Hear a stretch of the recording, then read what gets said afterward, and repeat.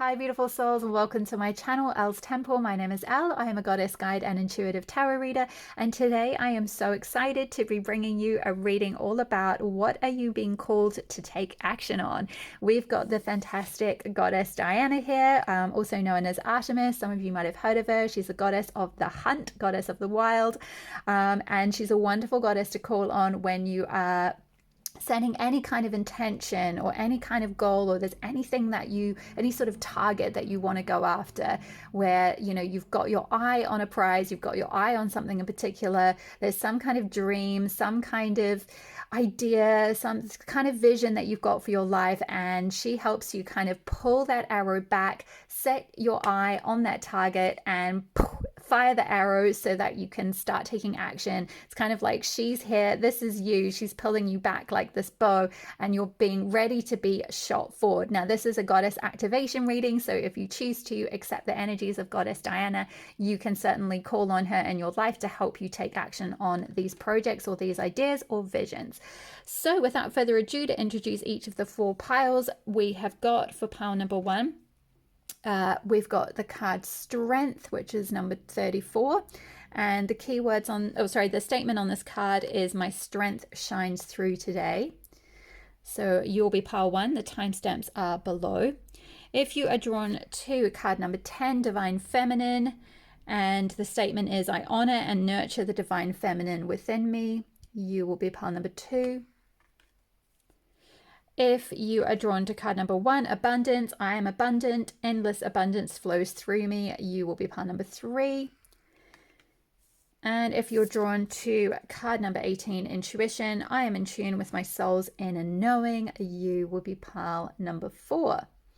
These cards are from the beautiful Daily Rituals Oracle, which normally I use at the end of my readings, but today I felt like using them as your selection card, because I feel like with any kind of action, any kind of intention, any kind of big dream that we're trying to manifest, it actually comes down to daily rituals or daily habits, or like an accumulation of little steps taken every single day. So I just felt like this would be appropriate for that energy for today. I hope you like these cards. Okay, my loves, I will see you in your piles. Hi there, pile number 1. If you chose card number 34, Strength, with the statement, my strength shines through today, this will be your reading. So straight off the bat, pile number 1, what I get through for you is that you guys are really, really powerful. You have a lot of strength, a lot of power. I feel like you've gone through a lot in your life. You've overcome a lot. You are someone who wants to use your power to really stand up for others, to fight for others. You've got very strong fiery or fighting energy within you. Some of you might be fire signs, Leo, Aries, Sagittarius. It doesn't have to be, or you may have one of those signs quite strong in your chart somewhere. But I just feel very much like you are meant to use your power in some way in the world that's going to really impact on other people. You're really going to use your strength. You're really going to use your ability to have alchemized and turned any kind of pain or any kind of problems that you've had in perhaps in your childhood or in your early adult years or something like that. I really feel like you've had to really galvanize, like that strength has been really galvanized in you, kind of like a diamond. The way diamonds are sort of created under pressure, like they are so sparkling and so beautiful, but they've gone through so much underground, like so much pressure to get them to become that beautiful. And that's kind of the vibe I'm getting from you, pile number 1. So let's have a look at your first card. We've got a goddess power card here for you, and it's number 28, Lazy, with Revelation. Lazy is a beautiful Chinese goddess of lightning, and it's all about that kind of receiving that epiphany moment where suddenly everything in your life just makes sense. Like suddenly there is just a moment where everything comes together, everything is alchemized, and you can just see, I get it. Like, I get why all that shit meant to happen to me. I don't know if I meant to swear on YouTube, apologies, but hopefully you don't have any little ones around, but you know what I mean? Like, you have gone through it, pile number one. Like, there's a reason you've got this strength in you. It's because you've had to really battle, or you've had to really, like I said, galvanize to get that strength. And there's going to be a moment where you're going to really be able to just get that clarity. You can see here Lazy's looking at this little kind of water dragon sort of thing in her hand, and it's like beautiful, clear. It's very like white energy, which is linked with the crown chakra, which is all about getting illumination, being connected with our highest selves, being connected with the universe, being connected with our like overall sovereignty, our sense of sovereignty, hence crown, right? Crown, ruler, sovereignty. So there's going to be a moment where suddenly you're going to have that rising up in energy where your crown chakra opens up. If it's not already, I feel like you are already very open anyway, pile number one, but you're going to get this revelation, or you may have already had it. And this is why you've been drawn to this reading, because you've had a moment of epiphany, you've had a moment of revelation, you've had an idea of like, oh wow, okay, I really see why all this stuff happened to me, or I really see why I was encouraged to do this, that, and the other, because I had to really galvanize this strength, because I'm being called towards this thing. I'm being called to take action on this project, or on this vision, or on this bigger thing. I really feel like for you, pile one, you're meant to do quite big things in your life. This could just be kind of, within your community, but I feel like it might be on a bigger scale. Like, you're really meant to use that strength that you've had to galvanize to overcome many things, to help others perhaps overcome things as well, or to perhaps help others find that clarity, find that peace within, find that strength as well to get over whatever it is that they are going through themselves. Next, we have longevity, card number 39. Yeah, I feel like possibly some of you may be 39, or this revelation, or this time to take action might be in your late 30s possibly, because with longevity, and we've got 34, 39, this might be something that like you might have gone through a bit of a perhaps in your early 30s you went through a Saturn return. This can hit anytime around 28, 29, 30, 31. And it might have taken you a little bit of time to then shift towards something that felt more in alignment for you, something that might have been related to this epiphany, or related to these sort of revelations that started coming through, related to perhaps some kind of spiritual awakening that you had, where your crown chakra was suddenly awakened and you got all these insights, right? All these downloads, all these ideas, all these like, oh wow, I really get it now. Like, I really get why everything in my life happened. I'm getting that Steve Jobs quote, like he said something like, you can never connect the dots forward, only backwards in your life, right?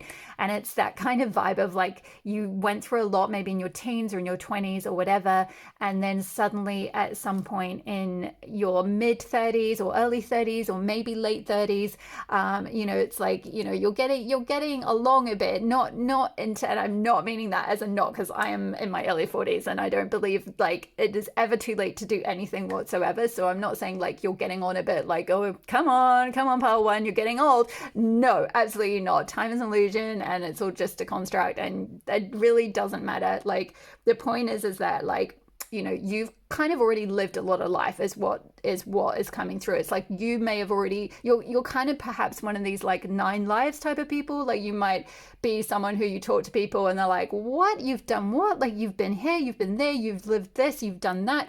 Like, I'm getting Cheryl Strayed, who wrote Wild, and you might have seen the film Wild. She just did so many things.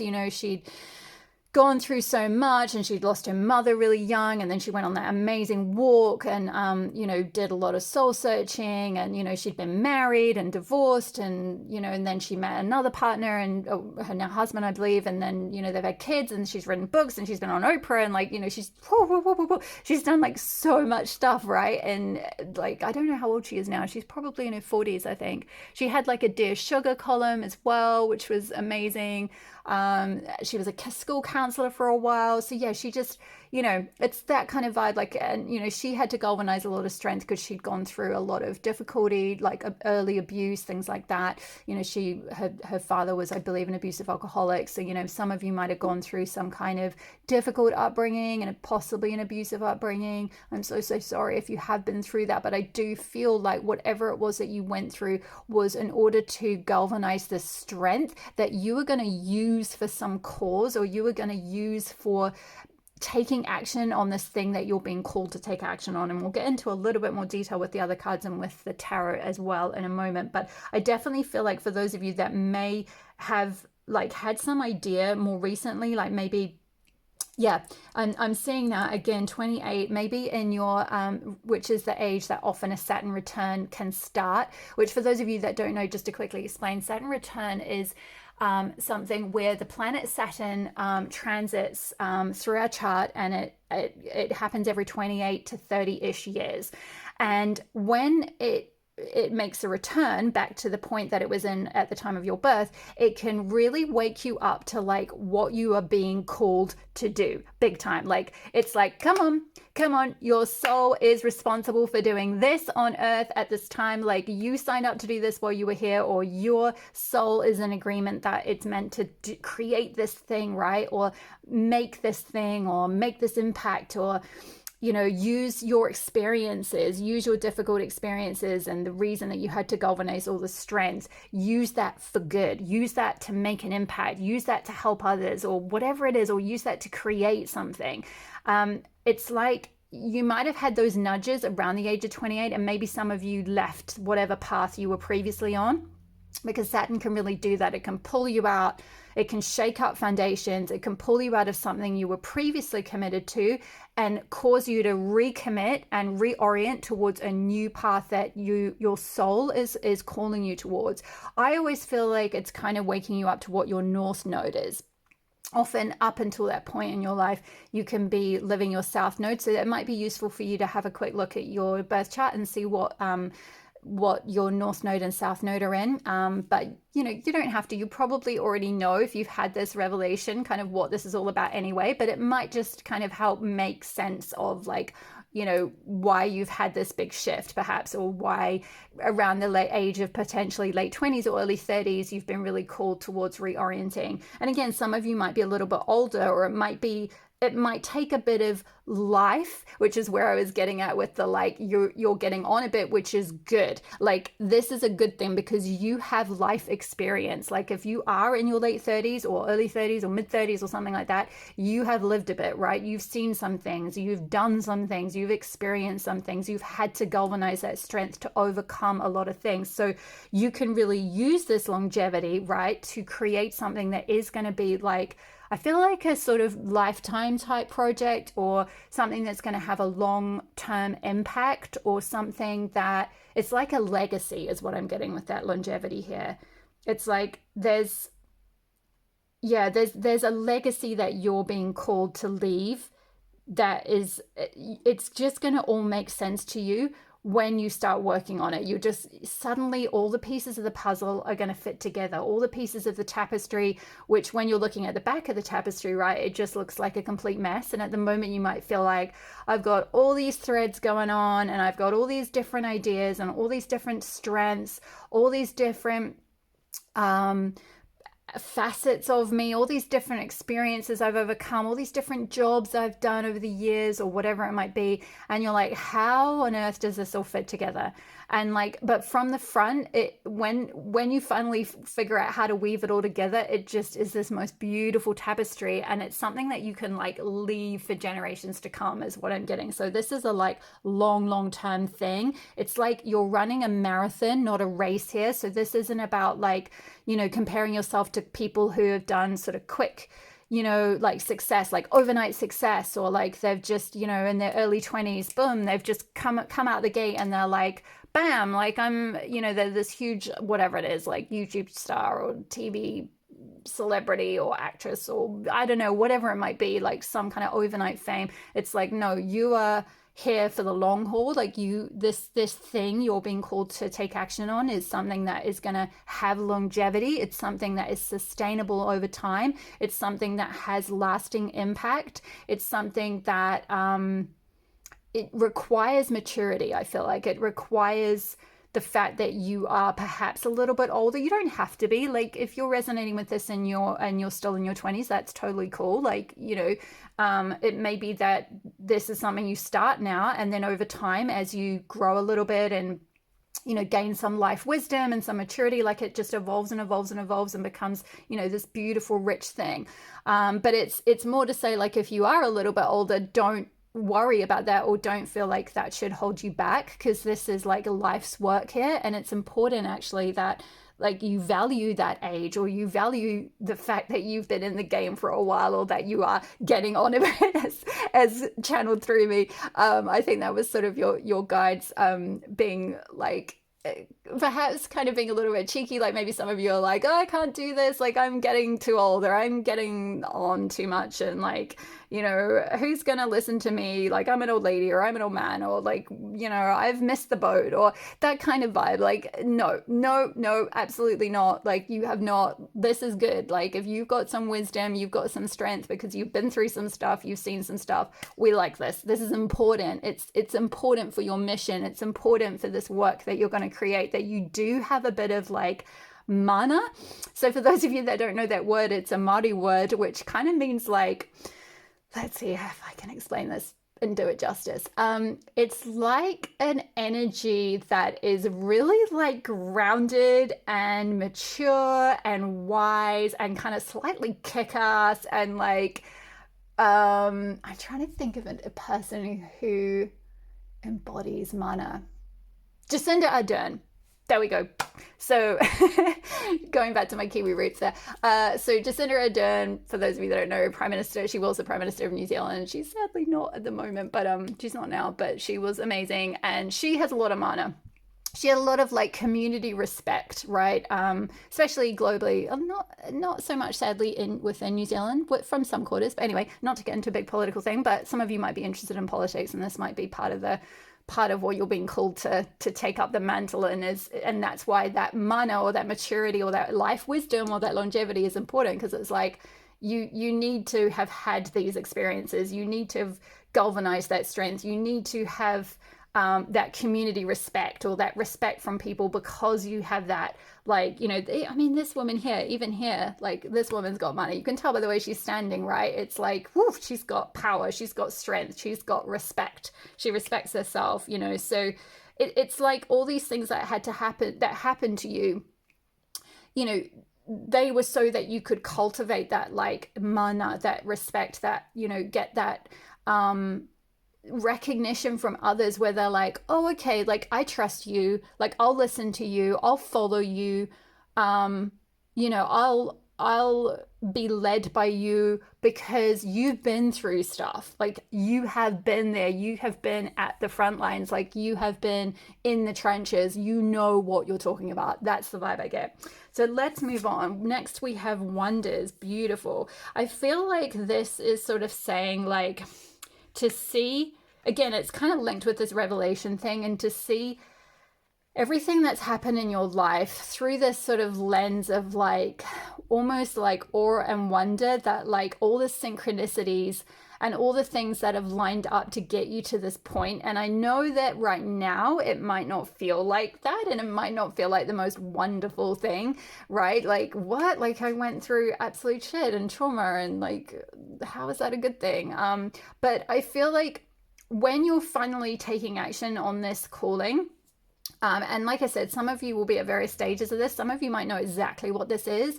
You've already had your revelation, or you've already had your aha moment, or you've already had that kind of, like clouds parting, like sort of angels descending, kind of sun shining down, like, I know what I'm meant to do finally, or like, I know what I'm supposed to create, or I know why all of this stuff happened to me, and this is what I'm meant to do with my life. Or, you could have had that moment. for some of you, it might not happen like that at all. It might be more incremental, and it might be more like over a period of time, you get these little downloads, these little like flurries of things that overall add up to like a bigger kind of revelation that call you to kind of shift in a different direction. And once you're in that new sort of direction, I feel like you are going to look at it with your life with like absolute wonder and just be like, oh yeah, like all this stuff had to happen to like sort of align me with like this new path. Like, it's interesting how in this card she's got her hand facing this way, and in this card the crystal is facing this way, which is the same direction as Diana's arrow. It's like you can look at your past and have this epiphany over why everything had to happen in order to get the strength to go in this new direction, which is just going to bring like so much, it's like so much power and just it's like this sense of like you're just going to look at your life kind of with awe, and I think other people are going to look at you with awe as well. It's like you're carrying, again, it's that mana energy. It's like you've got so much power, so much strength. Like, I'm getting really almost like electrified by your energy. It's very electric-y energy you've got. In fact, actually, I'm being drawn to there's a new series out, I think it's on Amazon Prime, called The Power, and it's based on a book by Naomi Alderman. I would highly recommend that book if you haven't already read it, because like that is the energy that you have. So some of you might be like starting some kind of like kind of taking up some role that's really strong in your community or in your like the wider society, or like a political post, or like setting up your own organization or non-profit or like something like that, or you're feeling nudges towards that direction, or you're already in that kind of industry, but now like you're being called to kind of really step up and use that strength, use that mana to like lead on something. I feel like yeah, it'll be different for all of you. Some of you will be kind of right at the end of that spectrum of like being almost like a political leader. Like, you know, I brought up Jacinda Ardern, so it could be that you have designs on, you know, some form of like government leadership or societal leadership, or like even like kind of community leadership, or starting or just leading within like a project or a nonprofit or something. But whatever it is, it's like using your impact for good, I feel like. Let's see what else we've got here. So card number 28, rhythm, tune into the natural rhythm of life. We've got 228. So yeah, some of you might be 28. That could be a sign.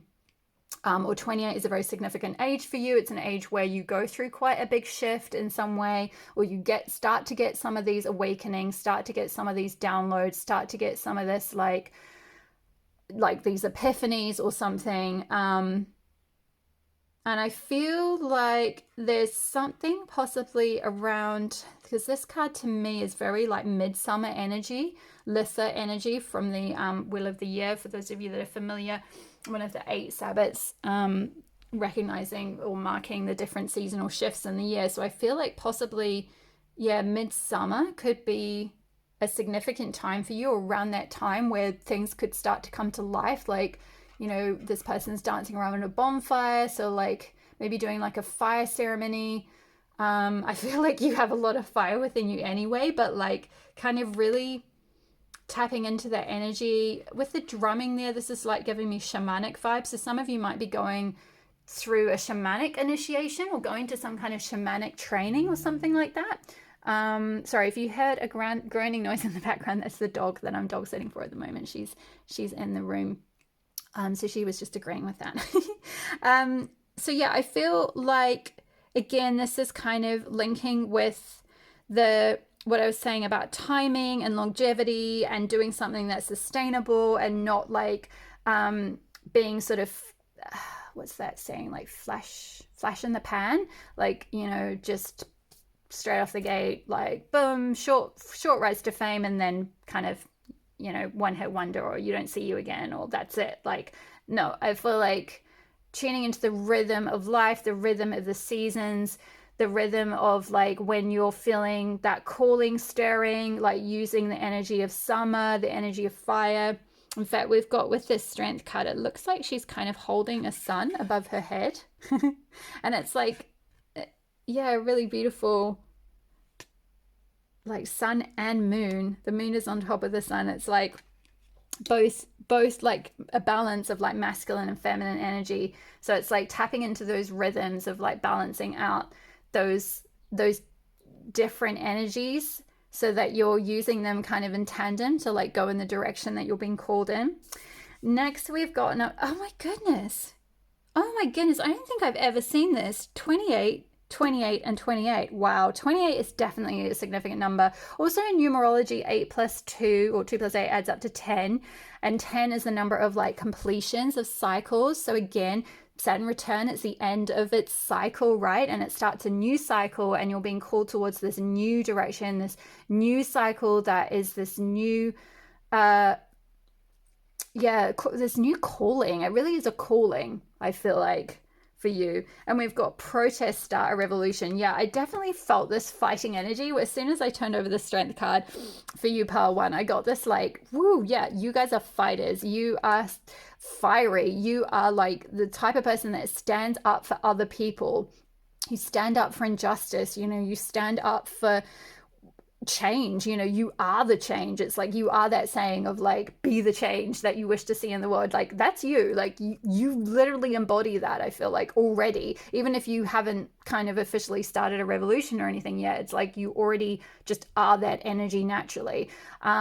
And I feel like you are, if there is something that you're being called to take on, like whether it's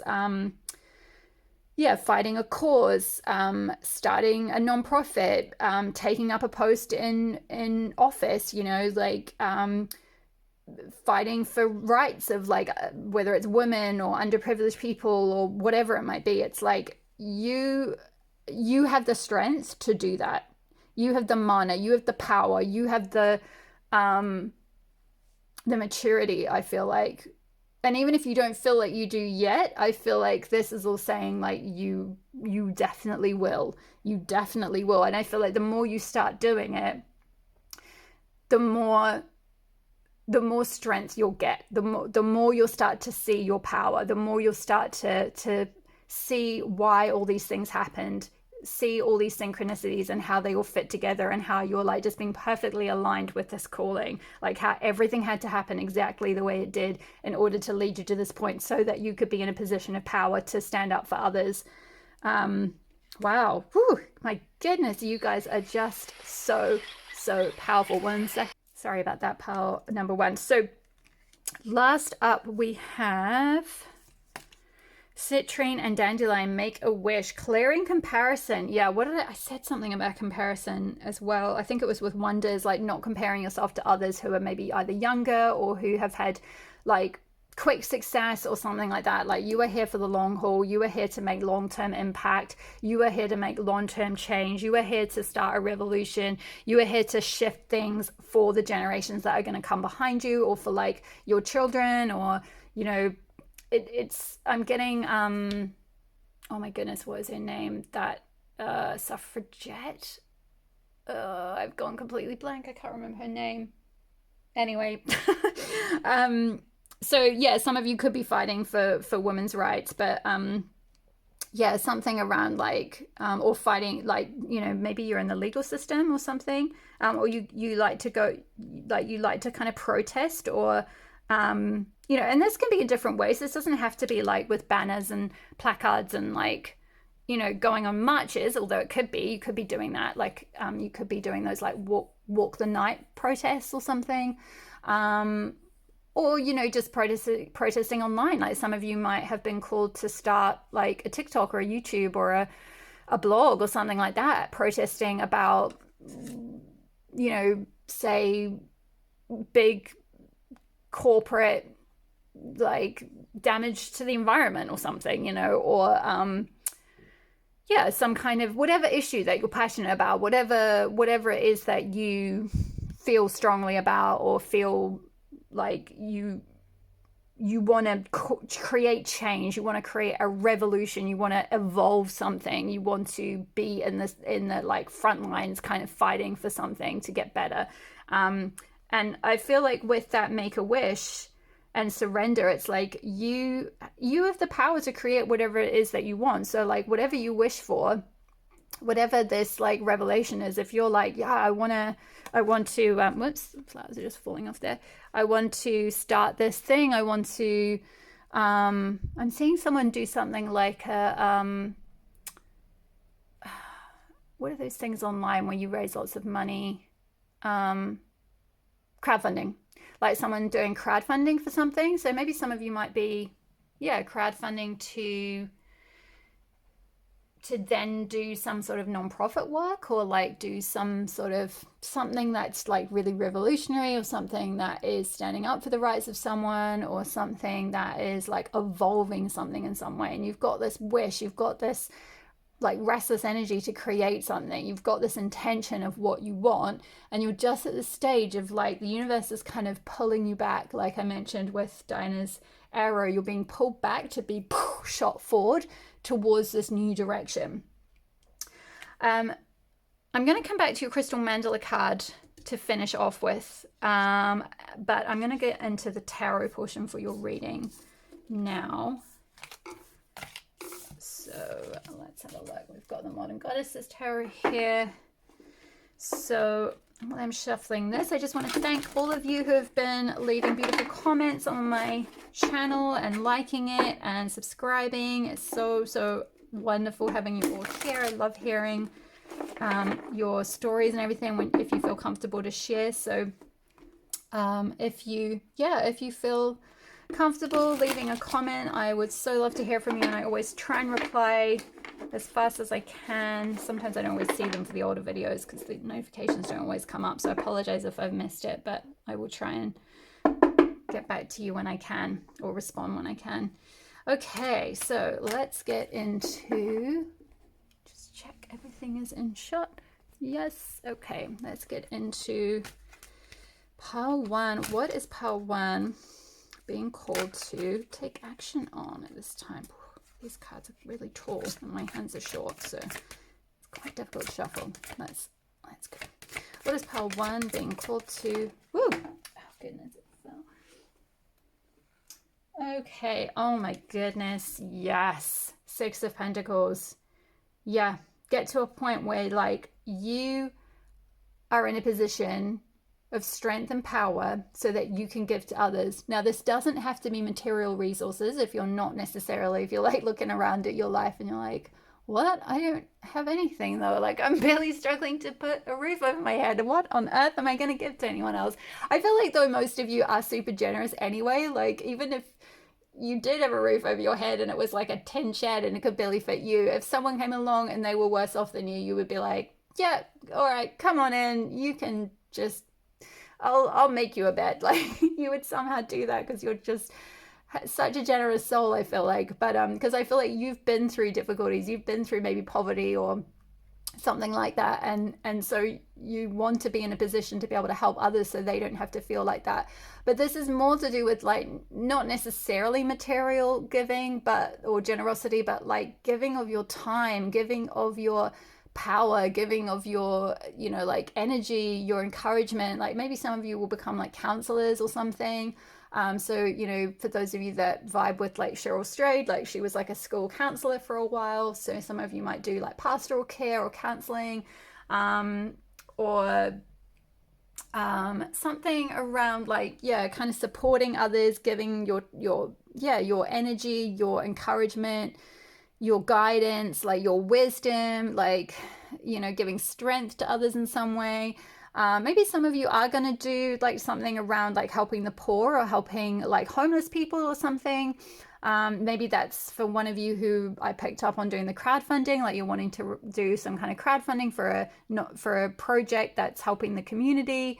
But yeah, this is like the thing you're meant to take action on, is giving to others in some way. And whatever you're feeling called to give, or whatever you're in a position to be able to give, once you've kind of got to the point where you can really fill your own cup up, or like support yourself, then you can be in a position to like really be able to give to others. Like, so maybe some of you are setting up some kind of sanctuary or center, like a halfway house or something, like a support center for like possibly like abused women and children, or for people who've gone through something like recovery center or something. So a few different things there, but yeah, definitely something around getting to a point where you are in a position of like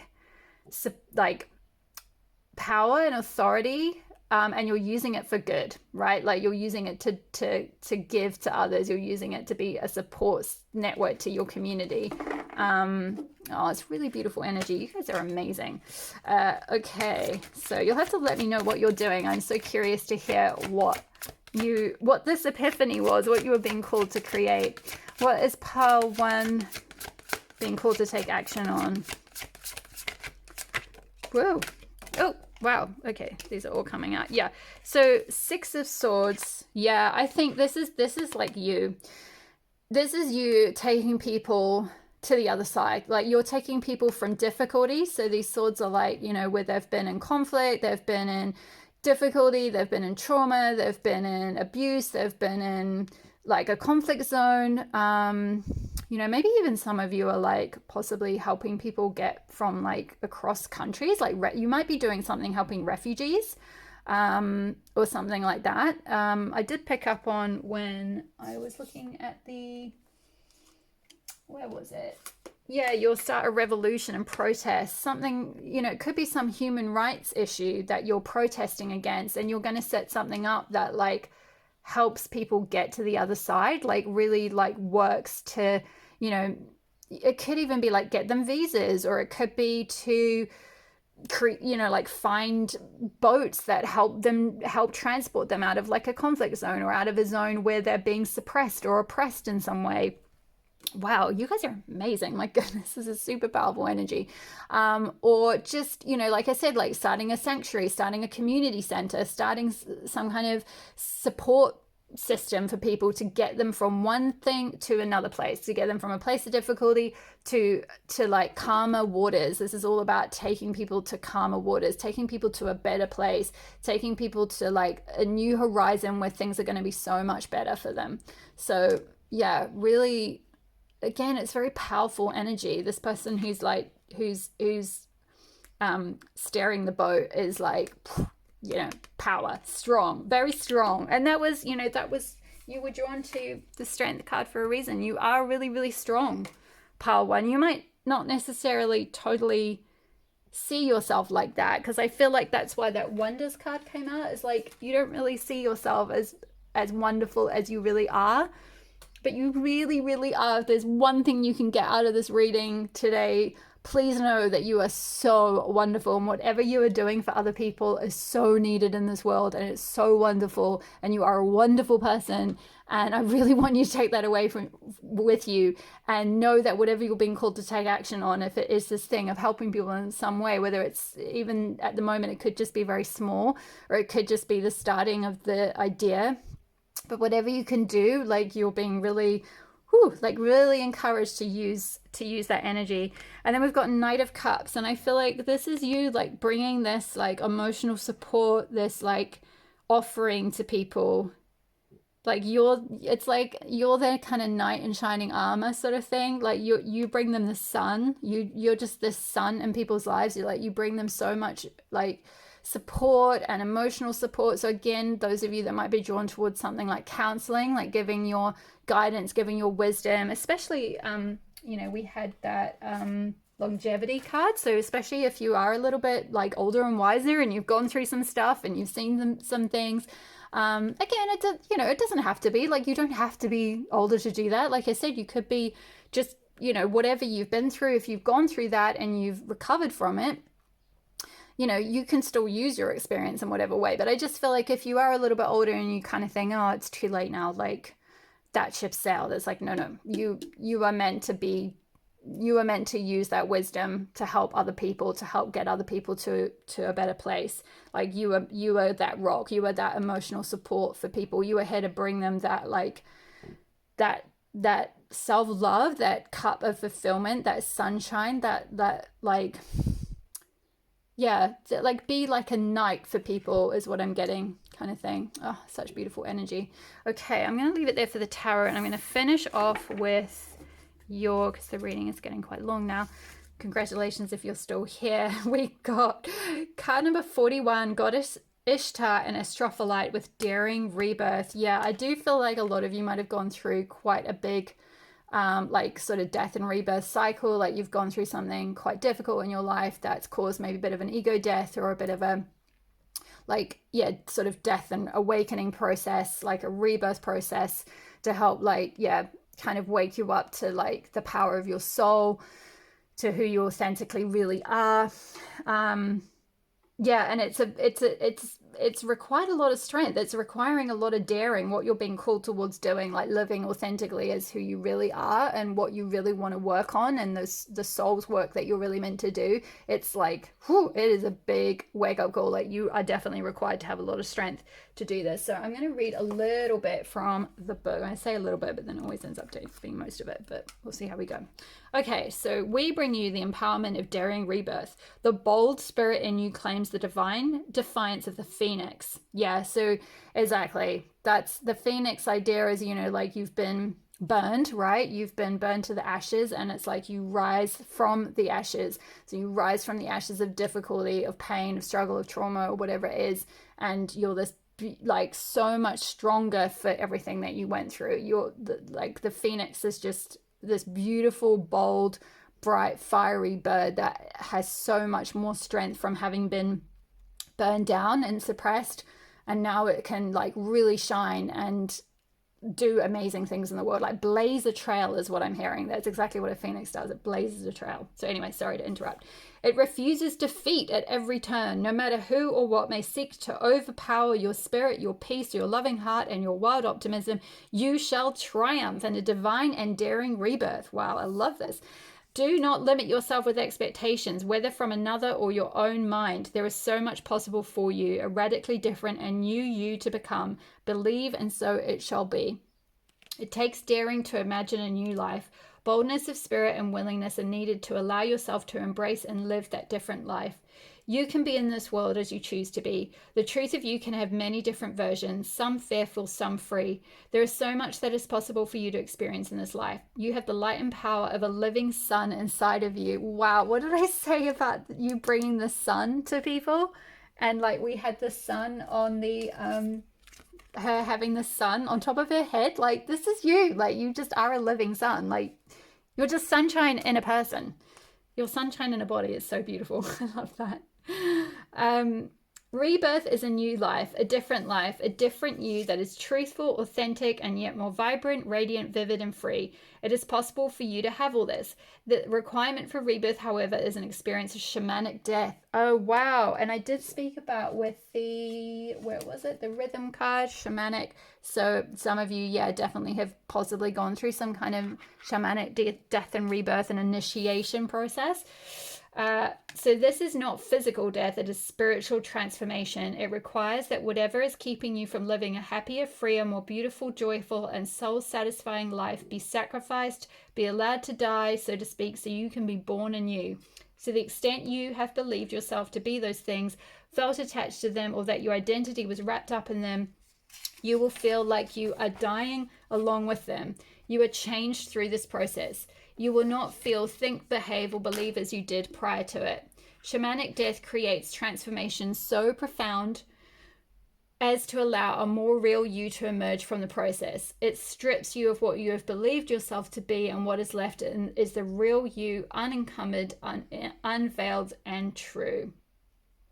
The need for daring is because shamanic death and rebirth can frighten the mind. Whilst you will be celebrating after the process happens, when you are going through it, your fears will be stimulated. This is supposed to happen.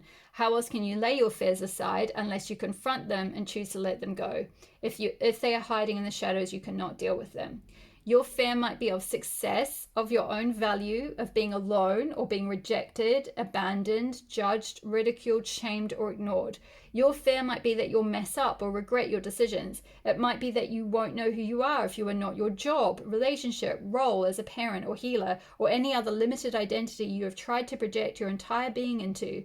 Life on the other side of that fear might seem unfathomable to your mind. You might worry that you will simply cease to exist. Just to be clear, however, no one who has transitioned from fear-based reality into love-based reality has ever said or will ever say, I miss my fear-based reality. Although it can be painful, what you are giving up will not be a cause for regret. The extent to which you are willing to dare to confront and release your fear, rather than believe your fears are accurate reflections of reality, is the extent to which you can experience rebirth. Your rebirth can be so radical, so daring, that you will feel as though you are living an entirely different life within this one lifetime. Yeah, and I spoke about it at the beginning, those of you who might be like seen as kind of those cat people who have like many different lives in your lifetime, right? It's like because you have that ability to like go through that death and rebirth process. And like, yeah, whenever you're feeling called towards initiating something, like you are able to let go of what's not serving and start again and like go in a different direction. So many, that can look like, yeah, living many different lives in one lifetime for sure. So the oracle of daring rebirth comes to you when there is an opportunity to confront a fear and release it, to let go of a belief system or behavior that is getting in the way of the life you actually dream of living. It's your decision whether to challenge that fear now, later, or at all. If you are doubting your readiness and capacity, however, this oracle suggests that you are more ready than you think you are and that your time is now. There is a new you emerging. It might shock your friends and family. People may accuse you of not being you anymore, but you are becoming more you than ever before. Trust the new you emerging in the greater authenticity. Let's try that again. Trust the new you emerging in the greater authenticity and strength. Exactly. I'm going to leave that card there because that is you. And strength you are discovering in yourself. You do not have to squash your being. Why can't I talk? You do not have to squash your being to fit in with the expectations of any other. Through daring rebirth, you tap into the courage you need not only to go through the process of transformation, but the spiritual sassiness you need to give yourself permission to love and be the new you that emerges at the other side of it. Treasure that self reborn, for it has been hard won and is a divine treasure. I love that journey for you. That is just so, so beautiful. Okay, my lovely pile number ones, I'm going to leave your reading there. Thank you so, so much for letting me read for you today. Congratulations if you made it to the end. That was a long reading, but I hope it was, I hope it provided some insight for you and some encouragement. Don't forget to leave me a comment below if it resonated. I always love to hear from you. Hit the like button if you enjoyed it, because it just helps me know what content you're enjoying and tells the YouTube algorithm to send content that you guys are enjoying around. Helps my little baby channel to grow, and I would really appreciate that from you. And hit the subscribe button if you're not already, and the notification bell so you'll be notified when I next upload a reading. Thank you so, so much again for being here. All my love to you. All the best with your journey, and I will see you in the next reading. Bye. Hi there, pile number 2. If you chose the beautiful Divine Feminine, card number 10, with the statement, I honor and nurture the Divine Feminine within me. This is going to be your reading on what are you being called to take action on. So my lovely pile 2s, I feel like for you, many of you, the energy that I'm picking up on when I tune into your energy is quite masculine energy. Or at least that's kind of what you've been used to operating in the past. Now, this won't be for all of you. And when I speak about masculine and feminine energy, I'm not at all speaking about gender or the sort of cultural or social constructs around like what it means to be like masculine in a society or anything. This is to do with energy. This is all to do with like when we talk about divine feminine energy, this is about like stepping into that power to be like really receptive, right? Like nurturing, tapping into our inner nurturing, our empathy, our intuition, our body wisdom, our instinctual side of ourselves, our like sensual side of ourselves, right? That emotional side of ourselves, the side that like, feels things and connects with our emotions and connects with like the heart and where it's like pulling us towards and all that kind of thing. It's very different energy from like, say, if we look at masculine energy as more perhaps like action taking. It's not to say that like feminine energy you can't take action, it's just in a different way, right? So masculine energy is more perhaps around like setting goals, like setting, and putting a structure in place to achieve that goal. It's taking like action on the physical plane, like it's putting things in place, like, it's that aspect of say for example you're building a house or something. It's like, you can dream about the house, you can have all these ideas, you can receive all these sort of, like you can do all the vision boarding and all that kind of stuff. That's perhaps more the feminine side. And then the masculine side is like, okay, we need to now create like the architectural plan. We need to come up with a deadline from when we're going to build it. We need to like order the materials and like put a budget together and go out there and like build, like physically actually build the house. Like it's the physical, actual, tangible actions, right? That's perhaps more masculine energy. And again, we all have these energies within us, and these are not gender. This is not talking about gender. This is just talking about energy. And so regardless of how you identify, you have perhaps been used to operating from more of a masculine standpoint, or more of a kind of perhaps logical side of yourself, rather than say maybe an intuitive side of yourself or a like embodied side of yourself. Maybe some of you have been moving towards this like feminine part of you, like you've been starting to wake up to this side a little bit more. Maybe some of you have been doing some like movement practices that have been getting you into your feminine a bit more, into that flow, like maybe doing some grounding or walks in nature. Nature's a really powerful way to connect with the divine feminine. Doing yoga, any kind of movement, things like that, so you might be somewhere on that spectrum of already starting to kind of awaken that intuitive side of you, or that receptive side of you, that nurturing side of you, right? But it might be, I sort of feel like there's a bit of a shift coming where what you're being called to take action on is really harnessing that energy in a really powerful way, really honoring that energy in a really powerful way, and letting it guide and lead you going forward. I feel like maybe in the past you've been more dictated by that sort of logic energy or masculine energy, or like what you need to get done.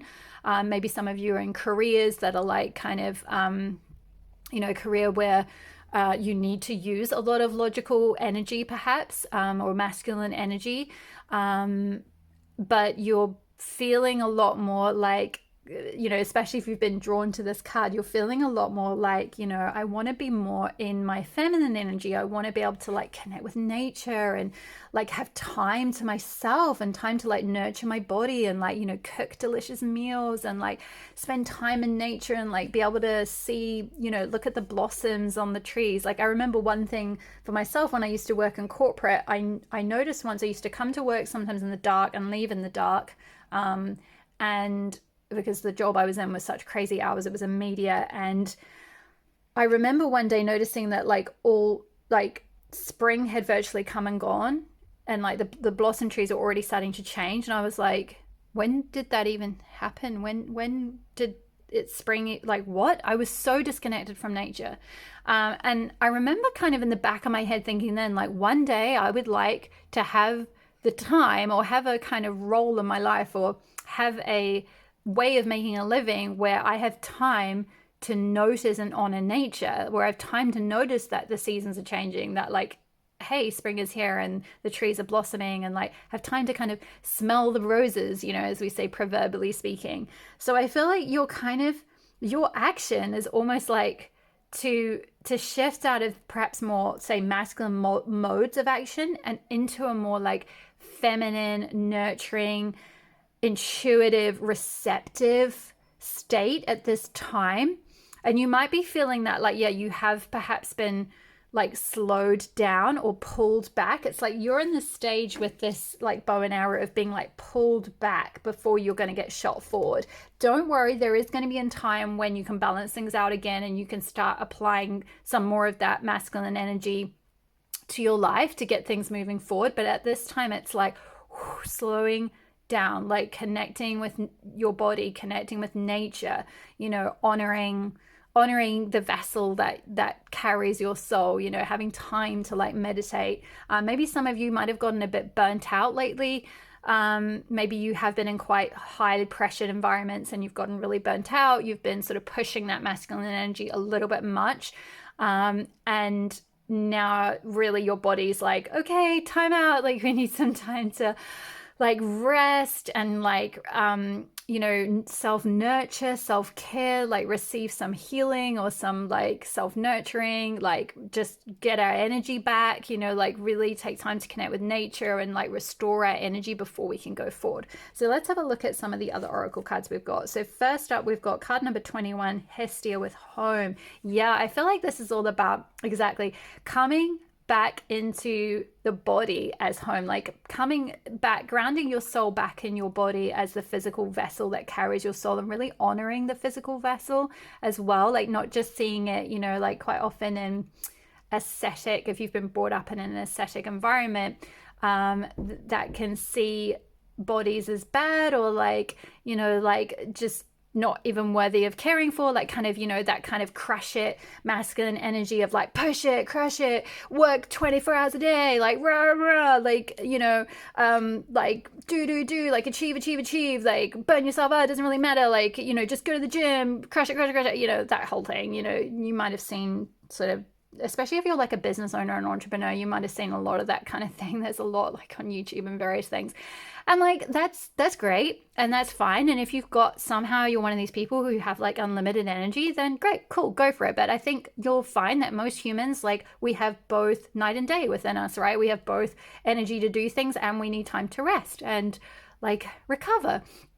And you know, spend time in the home and connect with like, you know, like just beautiful little rituals around the house, like, you know, just, you know, creating space to like have meals and do these self-nurturing things so that we can like support ourselves to then go back out in the world and like do and like engage and like crush it. It's like you can't sustain that forever. Like that kind of energy eventually is going to burn you out. So I feel like if you have felt burnt out recently, or you have felt disconnected from that kind of driving way of being, or from a career that you previously were doing or something like that, or you're feeling like your energy is being slowed down. Like I said, some of you might be going through a transition, like you might be a little bit older maybe, or just kind of something's happened to like force you in the home, like maybe for example with all the lockdowns that happened, right? Like you might have found like the job that you used to do, you couldn't do it anymore during lockdowns and you had to start working from home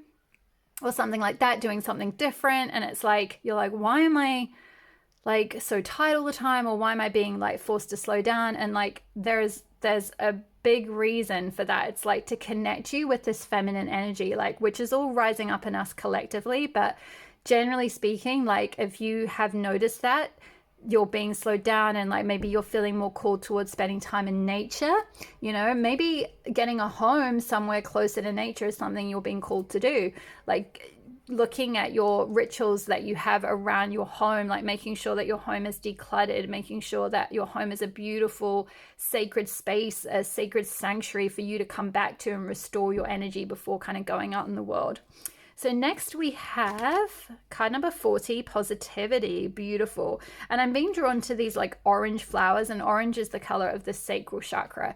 And the sacral chakra sits around your like sort of reproductive areas, and it's all about like sensuality and tapping into that like kundalini energy, that sexual life force energy, passion, creativity, right? So like again, it's that kind of, it's very receptive energy. It's ruled by the element of water, so it's like very like your emotions are all it's like the seat of your emotional self is situated in your sacral chakra. So maybe some sacral chakra healing could be really helpful for you, particularly if you have grown up in an environment that, like I mentioned, I picked up on someone being very in a sort of say repressive or ascetic environment where like anything related to the body or sensuality or pleasures or like just taking time out for the little things, taking time out to smell the roses might have been deemed as like irresponsible or a waste of time, or like just really stupid or whatever. And it's like, actually, no, we need that balance between like kind of small rituals and big things. We need that balance between like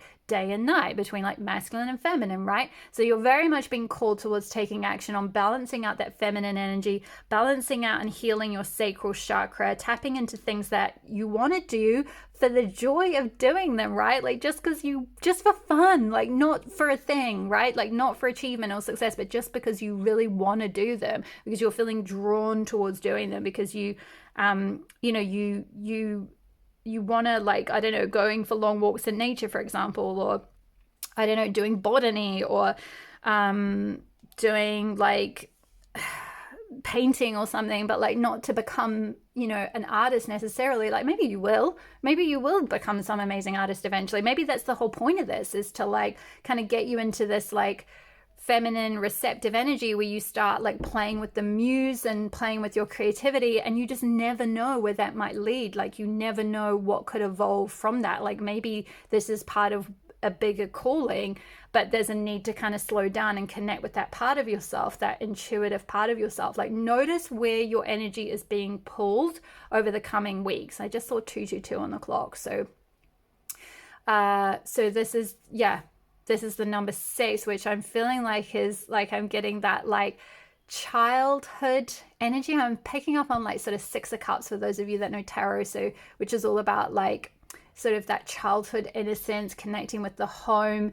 We got home here, connecting with like that inner child self, connecting with like childhood friends. So like, what was something that you loved to do as a kid? Like where was your energy really drawn to when you were a child? What kind of creativity did you want to express? There's some kind of unique part of you. There's some kind of like part of your soul that wants to express itself that hasn't had a chance to, because you've been operating in this more masculine mode maybe in the past, or just haven't had time or energy, right? Or space.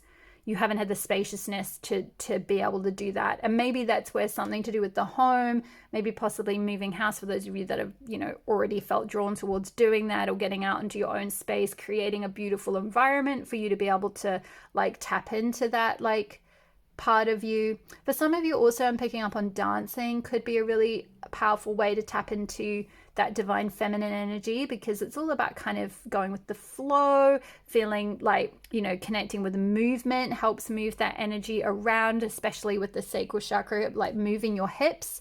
So yoga could be really helpful. Again, walks in nature, swimming, dancing, especially dancing that uses the hips, like belly dancing could be really helpful. And again, it's not to kind of like be like, this is going to lead to this, which is going to lead to this. It's not a hierarchy or like a linear process of like, it's very cyclical. Like it's very circuitous. Like, you could start that, and then that could help you to feel more alive, and it could help you, give you more energy and restore your energy, which then helps give you an idea to then like do this business thing or something like that. And you just never know like how it's going to evolve, but it's more like circuitous energy or cyclical energy rather than like linear energy, if that makes sense. So let's see what else we've got. Standstill. Yes, exactly. I was definitely picking up like you are being brought to a standstill. All of this energy has very like quiet, it's very still, it's very calm, it's very like, just taking time out to like smell the roses and connect with nature and connect with your inner self, maybe do some meditations. Forest bathing could be another thing for some of you. But if you've been feeling a bit like frustrated because of an injury or illness, like I'm hearing someone could have chronic fatigue syndrome or fibromyalgia or one of those type of things that's caused you to like have to keep taking time out and like coming, like sort of grounding you, like forcing you to a standstill. Like the universe is trying to tell you something with that. Like don't ignore that. Don't ignore your body. Like your body speaks, right? Like everything that's going on within is shown through your body. Like your mind, body, soul is all connected. You're a holistic being. So whatever's been going on within, if there's some emotional stuff or like some negative thought patterns or something, that's going to be reflected in your outer body, and it's going to maybe do things to like force you to a standstill so that you kind of shift through that and heal that, which could be also why the message of positivity came out here, because there could be maybe some self-talk that maybe needs to shift. You might be someone who's quite hard on yourself, or also like really brought up to be like uber productive, right? And you feel really guilty or bad if you take time out, or if you are brought to a standstill, or you are needing to rest, or you are needing to like just be out in nature for longer periods, or like, you know, be in the home or something like that. Like you feel like, oh, I'm not, like it's like I'm picking up that fear of missing out energy, FOMO energy of like, oh, but I'm not like achieving, or people, what are people going to think of me? Like I'm not keeping up with this, that, and the other. I'm not out there like crushing it and doing all these things and meeting all these goals, and what are people going to think? And it's like, let go of all of that. Like you've got to do what brings you joy. You know, you've got to do what helps you feel positive. So maybe for some of you, like positive self-talk, like if you are struggling to just do that in and of itself, like say with affirmations or something, maybe doing subliminals could be useful, which is where the affirmations are played below like what your conscious mind can pick up, and there's like a music track or like a rain track or something over the top. You can look it up on YouTube. There's loads of subliminal things on there, and that would hopefully help like just get the message into your subconscious brain, to help you like connect with this like self-love and self-nurturing, and allowing yourself to take time out, and allowing yourself to heal, and creating a new like positive self-talk, or positive self-concept is what I'm kind of picking up on. Let's see, we've also got dreaming, card number 11, be aware of your dreams. Yeah, this is beautiful, very connected with the divine feminine energy here, because the goddess often, or the divine feminine often, speaks to us through our dreams, through our like at night when we're not, our conscious brain, our logical brain, or our monkey brain isn't running the shop, and we're at rest, we're at peace, we're like switched off.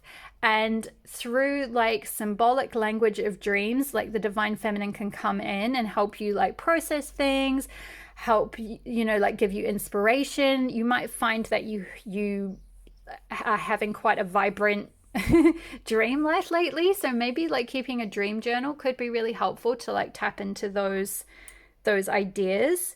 Again, I'm getting a strong vibe of nature, connecting with nature. We've got all these like symbols of the natural world, and all these like trees coming out of her head, and I feel like these are like ideas that could, oh, I see, it's like the cycles of the seasons. Yeah, that's so beautiful. I love that. That's kind of, this whole thing is confirming exactly what I'm saying around like there's times to be like go go go, and like push push push, and like take lots of physical action to like, you know, do the house building stuff, right? Like that physical stuff. And there's times to like rest and receive and heal and self nurture and look after your body and look after your home, and like really care for yourself, and like be in a more sort of receptive state, be in a more like connected with your intuition, because that's where like this is so powerful for you. Like this is where you're going to receive the wisdom, you're going to receive the ideas, you're going to receive the inspiration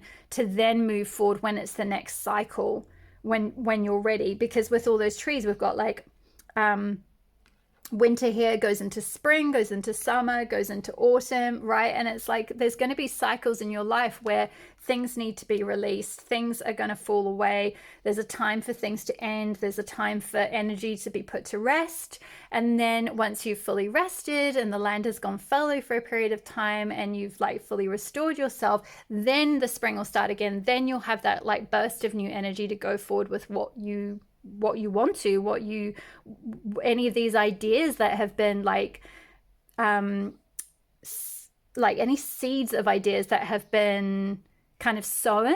Because like she's got these trees, literal trees that are growing out of her head. This is like, you could grow so much like from these ideas, like you can root them and grow them, but there's a time for everything. It's like really honoring the time to like be in that receptive energy. And now is the time for like dreaming, visualizing, coming up with ideas. Maybe doing like vision boarding could be really helpful for some of you.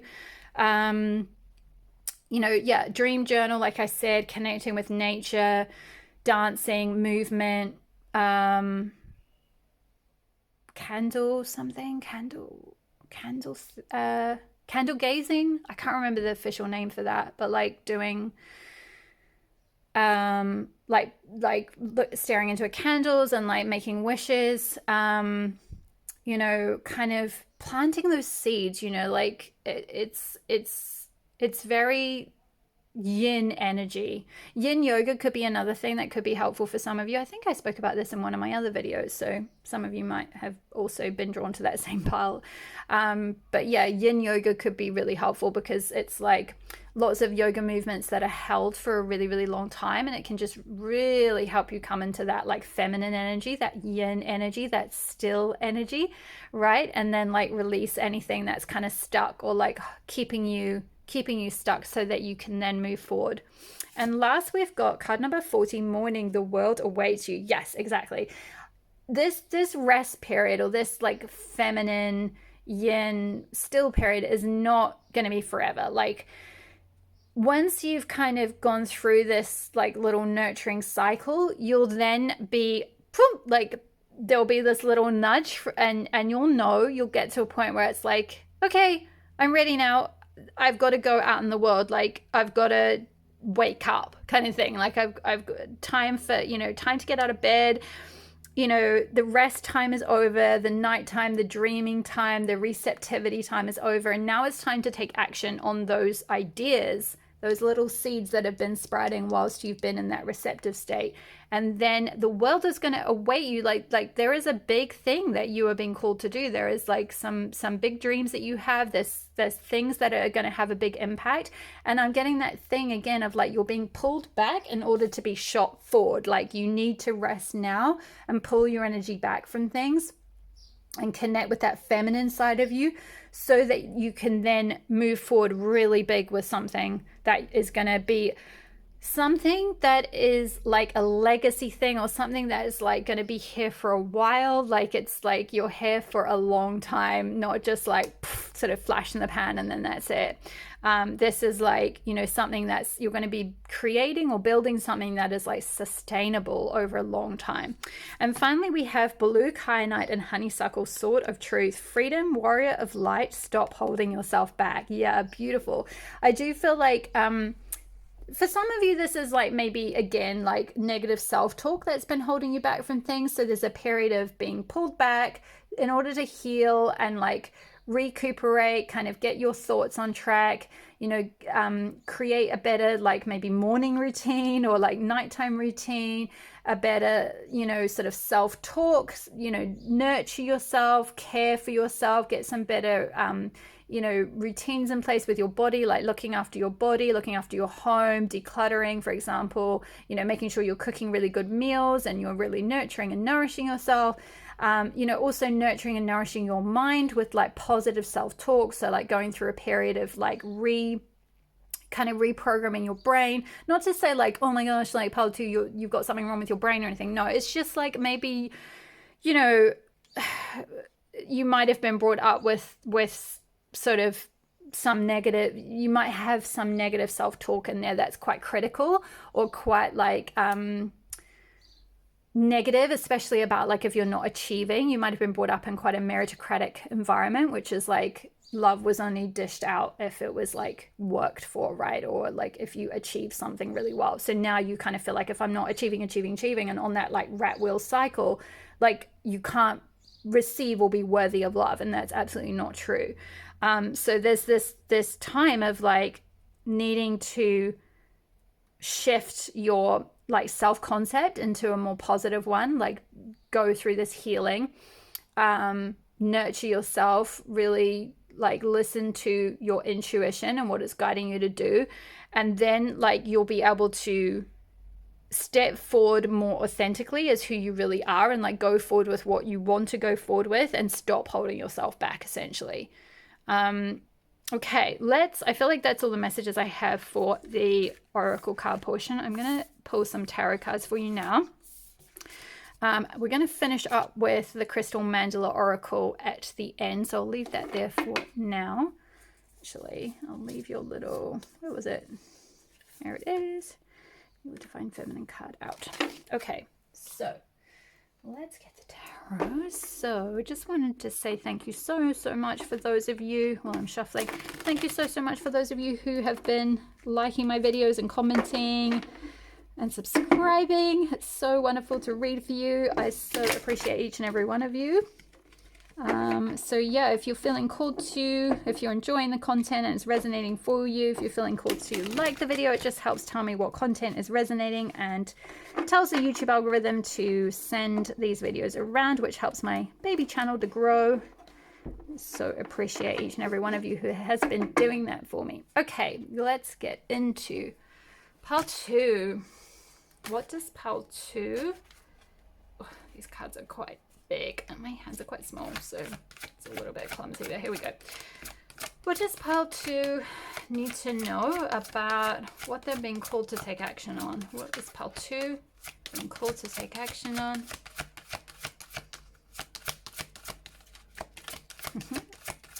Woo! Ah, yes. Okay, the Tower. Interesting. And the 9 of Wands. Ooh, yeah.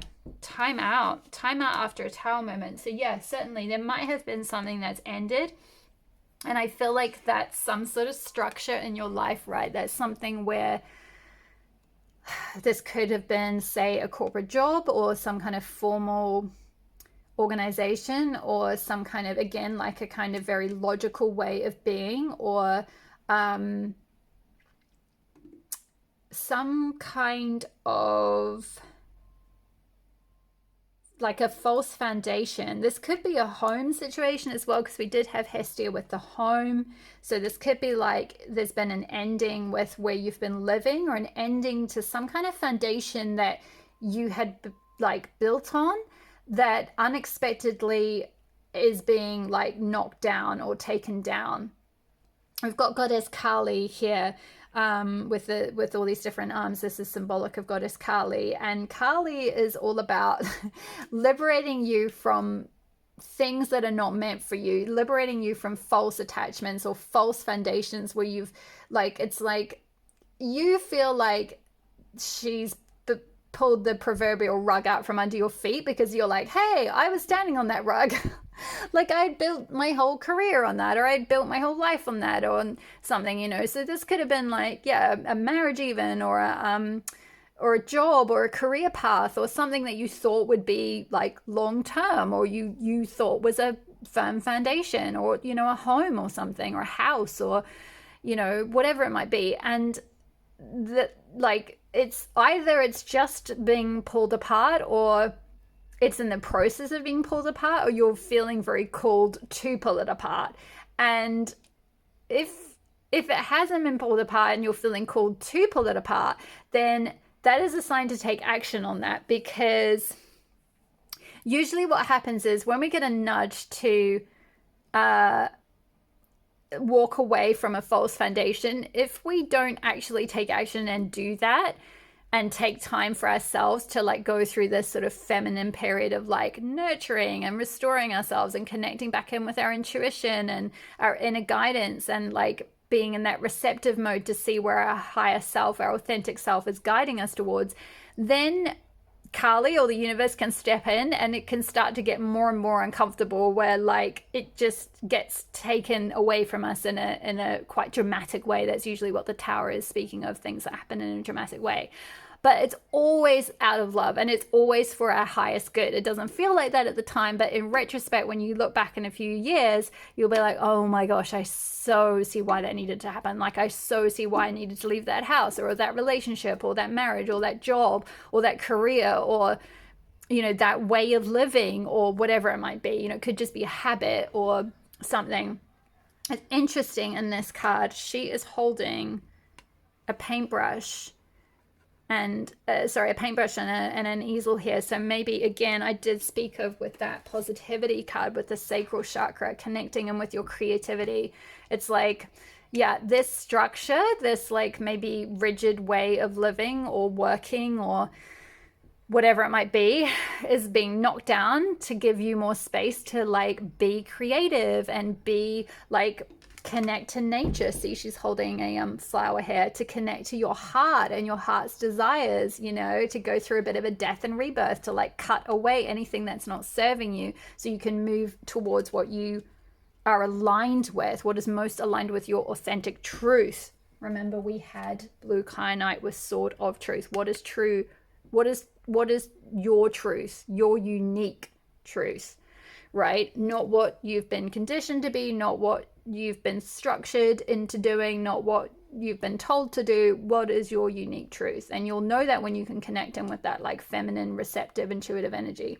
With the 9 of Wands here, yeah, I feel like this is just kind of saying like, don't worry if you are being forced to have a standstill at the moment. Like, you've still got a little bit of fight left in you. You know, there's 1 wand until the 10 of Wands, which is the end of the cycle. And it's like you're having a rest for a moment after all the movement of the 8 of Wands. So the 8 of Wands has like all the wands going and like, whoof, like full blown, like so much movement. You know, sometimes you might have been through quite a bit of conflict, right? You might have been through a tower moment or like some difficulties, some struggles, some like fights, you know, because sometimes this card can speak of like, you know, some of these wands were like adversities that you had to overcome, and you're taking stock, you're taking time out, you're taking a moment of pause from like the battle, or from the pursuit, from the like that rat wheel kind of thing, that like going round and round to get things done. You're taking some time out just to like rest and be and connect with yourself before moving forward. And we've got this rainbow here. So like, I feel like, you know, if you have been through some kind of ending, you know, and you've been through a sort of, you're going through maybe a grieving process from that ending, there is going to be a rainbow that's waiting for you. It's like there's always a rainbow after the rain. There's always a period where like the rainbow and the sun will come out again, and you'll have, you know, you'll have your heart's desires eventually. But it's really important to like connect in with that at this time, to connect in with your heart. You know, Kali's arm is holding out like, hey, what about your heart, right? Like this structure that this foundation you were previously building your life on wasn't taking into account your heart. It wasn't taking into account that feminine side of you, your intuition. Maybe for some of you it was a little bit, but there's a reason that you're being paused at the moment. There's a reason there's a wee pause before you kind of go forward, because it's like, oh, maybe there's just a wee bit of a course correct, or a wee bit of a like, is this what I really want to do? You know, is this really like fulfilling to me emotionally? Is this really stimulating my creativity? Is it really like my own dream to do this thing? So maybe there's something around that to think of.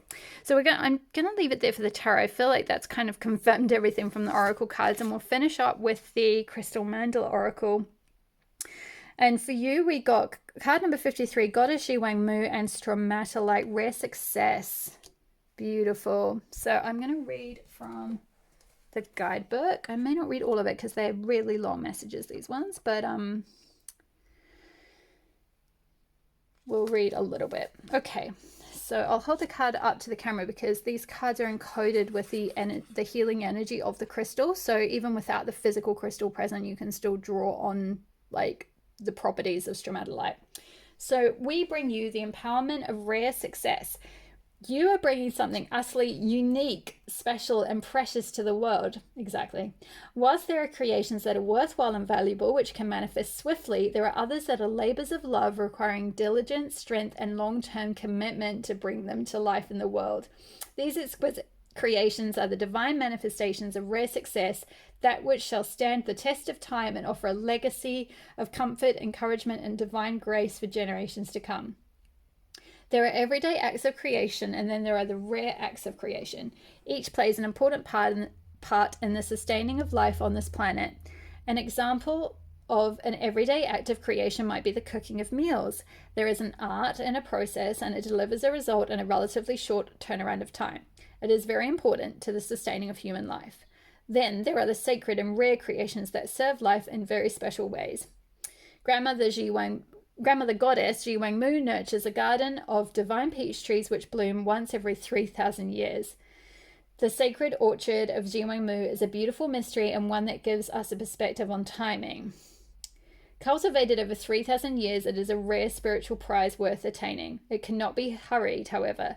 Like the sacred grandmother and caretaker of the Garden of Immortality knows, some things are worth the wait. There is a capacity in you to bring through a rare success. To put it in more everyday terms, you are in this lifetime, and your soul mission for the long term and your creative potential this lifetime is far greater than you currently realize. Even if you have ambitious spiritual visions for your life or a bold dream you want to accomplish, there's more you are going to birth through your life on this planet than what you understand right now. This will be a beautiful discovery to look forward to, and also a reminder that there are bigger plans afoot, and sometimes your need for immediate results has to be sacrificed to the timing needed for the success of a greater purpose. Ji Wei Mu comes to you with a reassuring message of patience, application, and commitment. You are growing. You may compare yourself to others and wonder why you aren't striding ahead in leaps and bounds as they seem to be. But it takes far less time to assemble a house of cards than it does a palace. The grander the contribution you are going to make this lifetime, the greater the care, time, and attention to the foundations. Oh my goodness, exactly. It's what we were saying about the tower. So some kind of false foundation has been pulled away to create a much stronger foundation, a much better foundation for like this new success that you're going to create that is going to actually be something that really fulfills you. So if you are feeling patient, though at times perhaps a little restless to continue with all that needs to be done, then you understand this. If you are feeling insecure, worried that you are not making progress because you feel like you are still laying ground stones whilst others have already become painting their roof tiles, it's interesting how it's, sorry to interrupt, but it's interesting how it's all a house analogy. And we had the like house card with, the home card with Hestia. So there's a lot around like building a strong foundation, building a strong house, like building something that's going to stand the test of time. I love that. So yeah, if you feel like you're still laying ground stones while others have already begun painting their roof tiles, then you need to relax, trust, and understand that any sense of being held back or needing to go through more lessons is not a sign of weakness or inadequacy. To the contrary, it is a sign of spiritual empowerment and preparation for the full substance of your spiritual gift to manifest in the world, which shall be a rich and rare offering capable of bringing great spiritual support to ready souls. If you are struggling with patience, with wondering when you will have your lucky break or breakthrough, with why things seem to be going so slow, or if your efforts are ever going to bear fruit, then the oracle of rare success comes to you with guidance. Things are happening. They are happening according to divine timing. The wait will be worth it. I love, love, love that for you, pile number 2. I feel like that just completely summed up everything that we're saying in the reading about taking this time out, like we have here with the Nine of Wands, to rebuild a stronger foundation eventually. That's going to be something that is just a beautiful legacy. So if you're feeling like restless, like I should be taking action, I should be running around doing 10 million things, like why am I being held back? Like, no, there's a reason for this. It's time to like take some stock, take time out, smell the roses, and like eventually when you feel called to, when you can gather your action again to create this like deeper thing, this world impacting thing, like it said with the magic card, you are like creating something that the world is waiting for eventually, but it's just not quite the timing right now to do that. It's time to be in that receptive zone and like do all the kind of the dreaming and the like coming up with ideas. Maybe doing a lot of journaling could help as well. And then trust me, because I've been through this phase, and over time eventually you do get the nudge to like bring in that like masculine energy,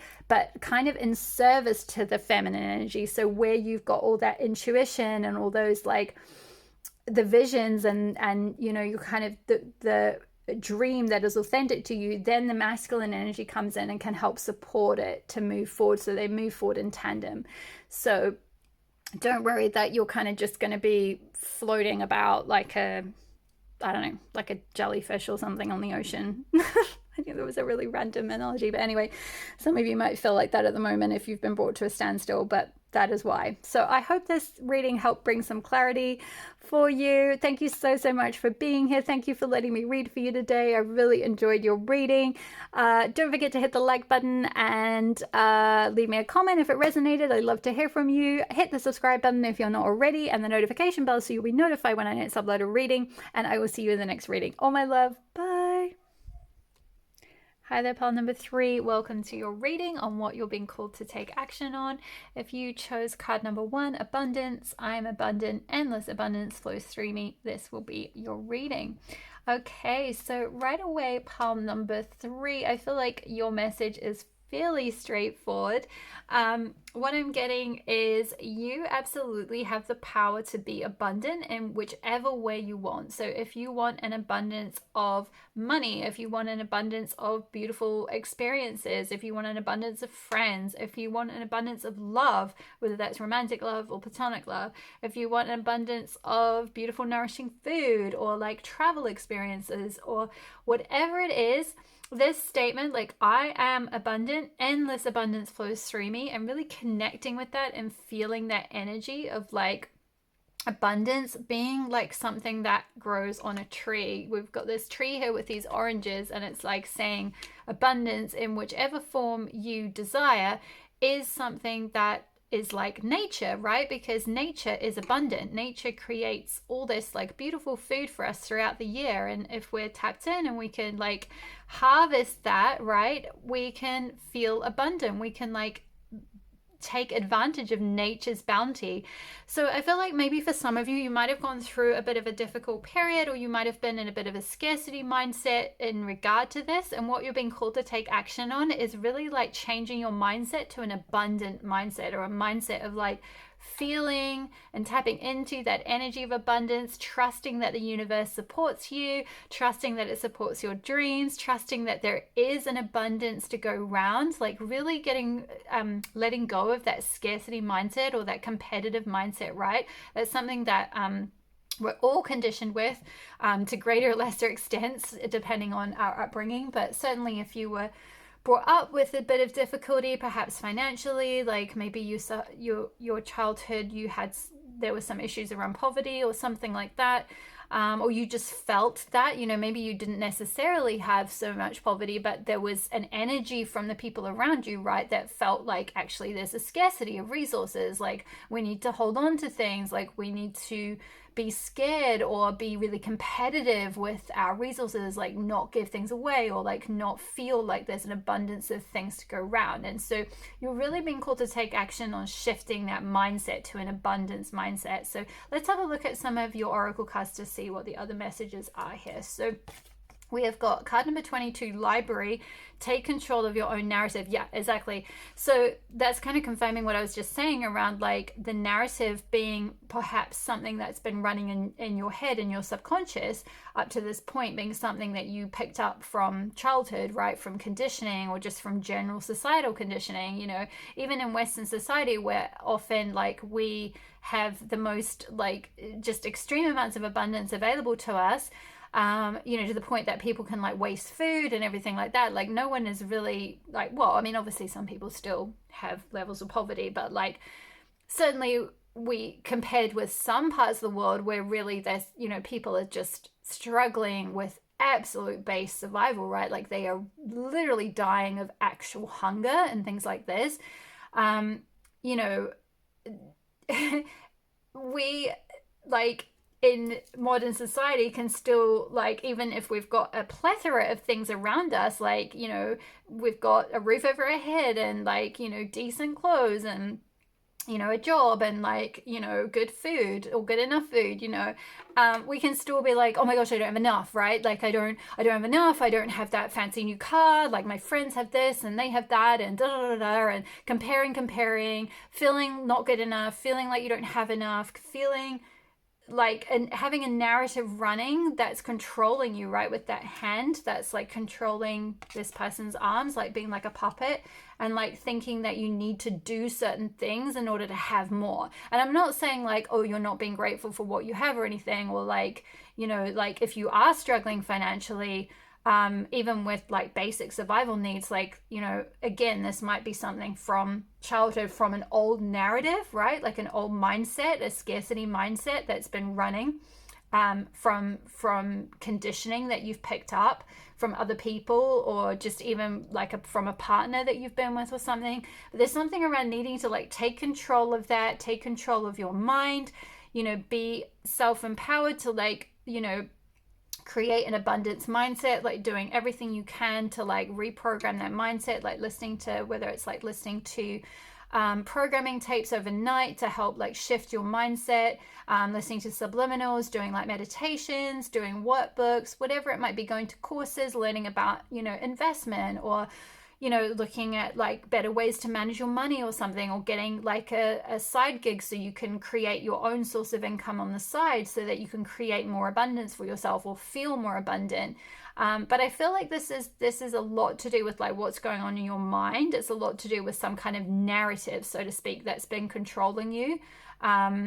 That's felt very like there's not enough to go around, is what I'm hearing. Like there's not enough, like a sense of like competitiveness with others, a sense of like things are going to run out type of energy. Um, yeah. And again, this might have come from family, or this might have even been like some kind of energy within a relationship, possibly, that might have been a bit controlling. You might have been in a controlling connection where like money was a big issue, or abundance in some sense was a big issue in your connection, where like money was controlled, right? Like they held the purse strings and you had no control over the finances or the budget, or like no access to the money or something. And so there's this need to like take control of your narrative, take control of your own money, take control of your own income, like create that independence for yourself. um yeah, let's see what other cards we've got here. So next up we have Bright Future, card number 6. The darkest hour is just before the dawn. Yeah, I do feel like you've been through some difficulties in the past. Like maybe, like I said, some of you might have been raised in like poverty or some kind of difficulties, or you've gone through a difficult situation recently. Like I said, maybe someone's been in a controlling relationship or something. That won't be for all of you, but just, you know, for some of you, you've been in some situation that's controlled you, or like been controlling your mind or your access to finances. I'm also picking up that like some of you might have been in some kind of job where like maybe you wanted, like you tried to get a raise or something, or you tried to, you know, like get a promotion, and then you were told like you can't, and like it's kind of like there's no, it's like you felt disempowered because you've got no access to like kind of receive what you're worth in some sense. There's something around like not receiving the abundance that you're actually worth or worthy of. And so there's this need to like take control of your own narrative, like possibly changing jobs or changing positions within that company to another team where like, you know, you can like have better control over like, you know, receiving your actual worth for the work that you're putting in or something. So I feel like some of you have been through some dark time, whether that's in the recent past or throughout your childhood maybe, but you have a bright future assured. This card is definitely assuring you that no matter what you've been through, if you can really work on this abundance mindset, and again, I've been speaking primarily about financial abundance because I'm kind of picking up that's the main vibe that many of you feel a scarcity of, but this could be talking about other things like, you know, an abundance of like love and, you know, like friendship, or, you know, beautiful life experiences.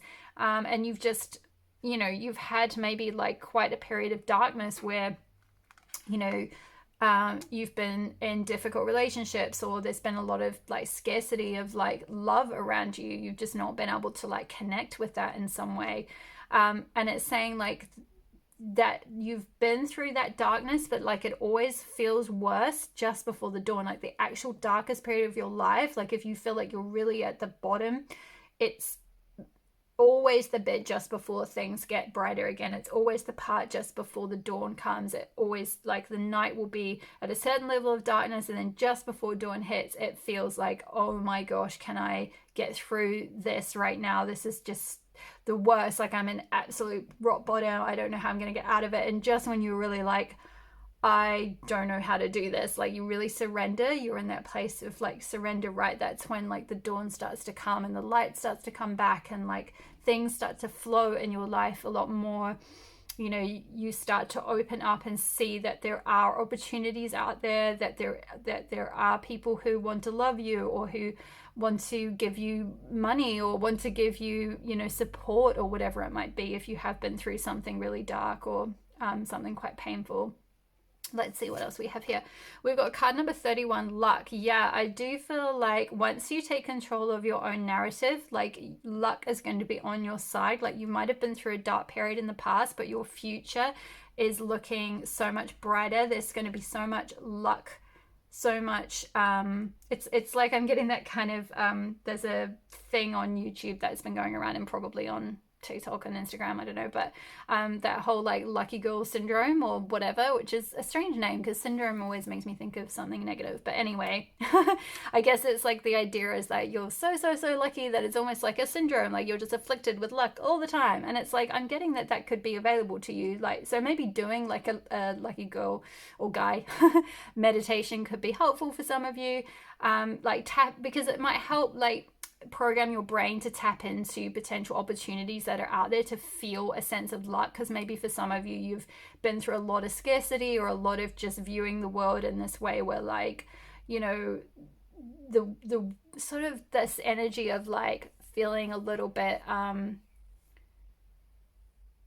don't want to say hard done by, because I feel like you have kind of been hard done by, but it's almost like your mind, it's like your thoughts create reality, right? So like your mindset or your beliefs that you've been conditioned with, and hence these strings on this hand, that's been controlling what you've then been seeing on the outside. So if you believe that like money is scarce, or love is scarce, or opportunities are scarce, or whatever it might be, you're going to keep seeing that perpetuated kind of thing. Whereas if you take control of your own narrative and believe, no, I am lucky, like I am abundant, endless abundance flows through me, endless abundance of opportunities, or abundance of money, or abundance of love, like it flows through me, I am that. It's like you have to vibrate to the level of what you want to attract, and you have to feel that energy within to see it on the outside, right? It's as within, so without. So like you can shift your energy from being like unlucky if you felt like you've been like kind of cursed. I'm picking up someone feels like I've been cursed, like, you know, the universe hates me, like everything I get crumbles or something, like I lose everything, or like I never get opportunities, or whatever it might be. But like once you kind of take control of your mindset and really start to like affirm in abundance for yourself, then things will start to shift, and you will start to see lucky things appear. And the more you do that, the more you can, like, you feel confident to kind of affirm that in, and then things start to shift. Next we have abundance. Like, this is a very straightforward reading. Abundance. So double message of abundance there. And again, I feel like this is just confirming what I was saying about nature, right? Like nature is abundant. So whenever you feel like there's no abundance in the world, just going simply out into nature and connecting with like the abundance of flowers, the abundance of grass, the abundance of trees, the abundance of beauty and nature, right? That can help connect with the energy of nature, the energy of abundance, the vibration of abundance, which can help you tap into that flow and help like be open to receiving more abundance. As you're noticing abundance around you in whichever form, even if it sounds trite, but like even if it is just like, oh, look at all the beautiful roses that are here today, right? Like look at the beautiful trees that are in the park near my house, or look at the abundance of sunny weather we're having in Britain at the moment. You know, it's being like grateful, like forward grateful for things before they might appear in your life, like feeling like noticing the abundance that is around you in whatever form it takes, that helps the attract that vibration of abundance to you. It won't shift overnight, but like over time, as you take control of that mindset and start to like affirm in abundance, and like maybe again doing like some kind of nighttime like mind like concept kind of thing, like I don't know, there might be like something on YouTube, you'll have to find one that works for you. I personally love what's her name, MK Magic, I think her name is. She's got loads of subliminals and meditations that are really lovely. But look around and find one that works for you. If you've been feeling like you're struggling with this, or you've been feeling called to take action on your own abundance in some way, then that could be a good thing to do, is like taking control of that narrative by taking control of, you know, what you're feeding your mind, what you're programming your mind, like doing lots of repetitions, lots of affirmations, lots of like nighttime you know, tape loops where you're listening, not that shows how old I am. It's not tape, it's like all digital now, right? But you know what I mean, like kind of loops of like, you know, affirmations that go around and like program your subconscious mind while you're sleeping. So yeah.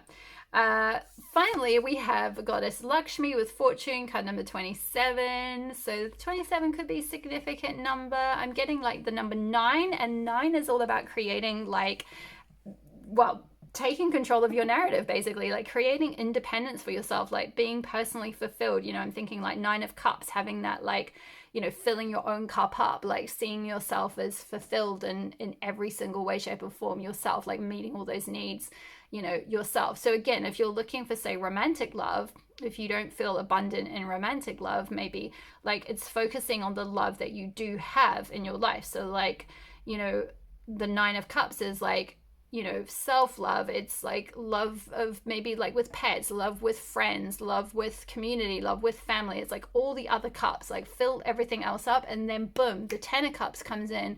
Once you've got that 9 of Cups sorted, the 10 comes in, and that's the like the ultimate number, which is like, that's the kind of happy family, or the like, you know, long-term committed partnership or something, you know. So that's for like that's if you're looking for like an abundance of some kind of love relationship. If it's like money, like, so 9 of Pentacles is all about creating that like independence for yourself, right? It's like feeling really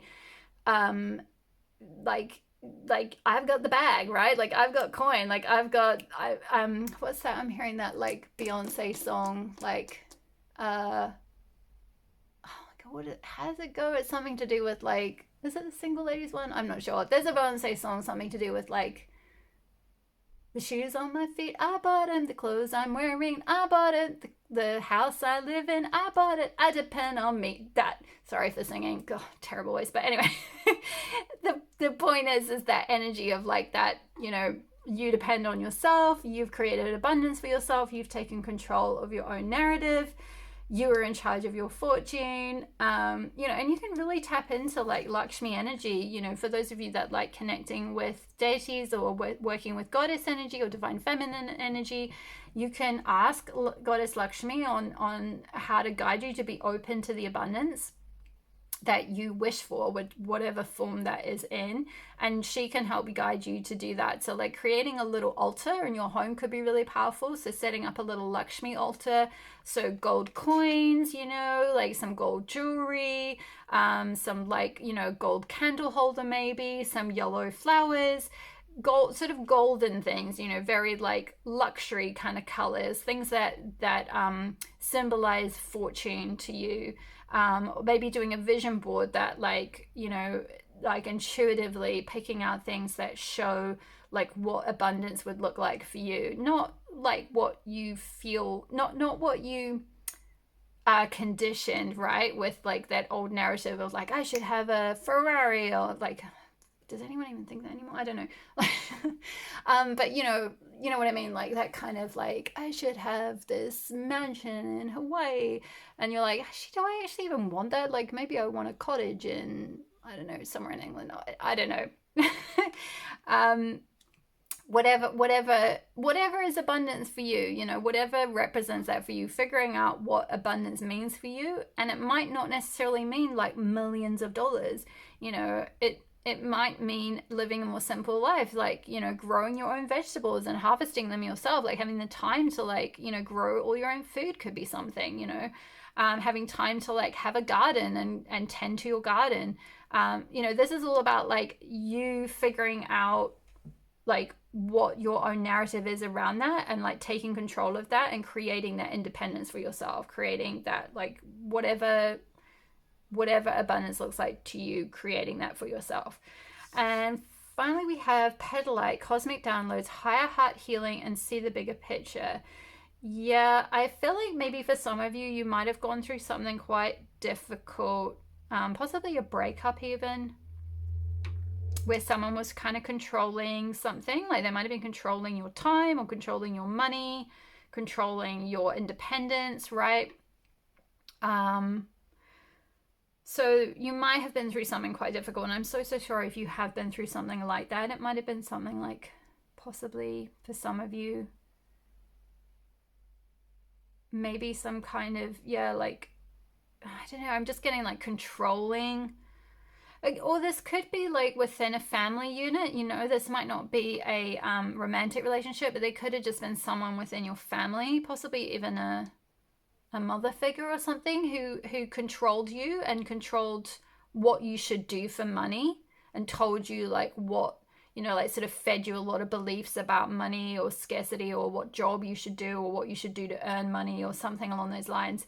And you're really having to, like, cut those ties, right, and, like, become independent, create that, like, abundance and fortune for yourself. But there's a little bit of healing, heart healing, to be done. So the crystal petalite could be really helpful for you. And also, I feel like with cosmic downloads, like, you might get some downloads about how to create this abundance, how to create this independence, how to create that, like, Nine of Pentacles or Nine of Cups kind of life for yourself.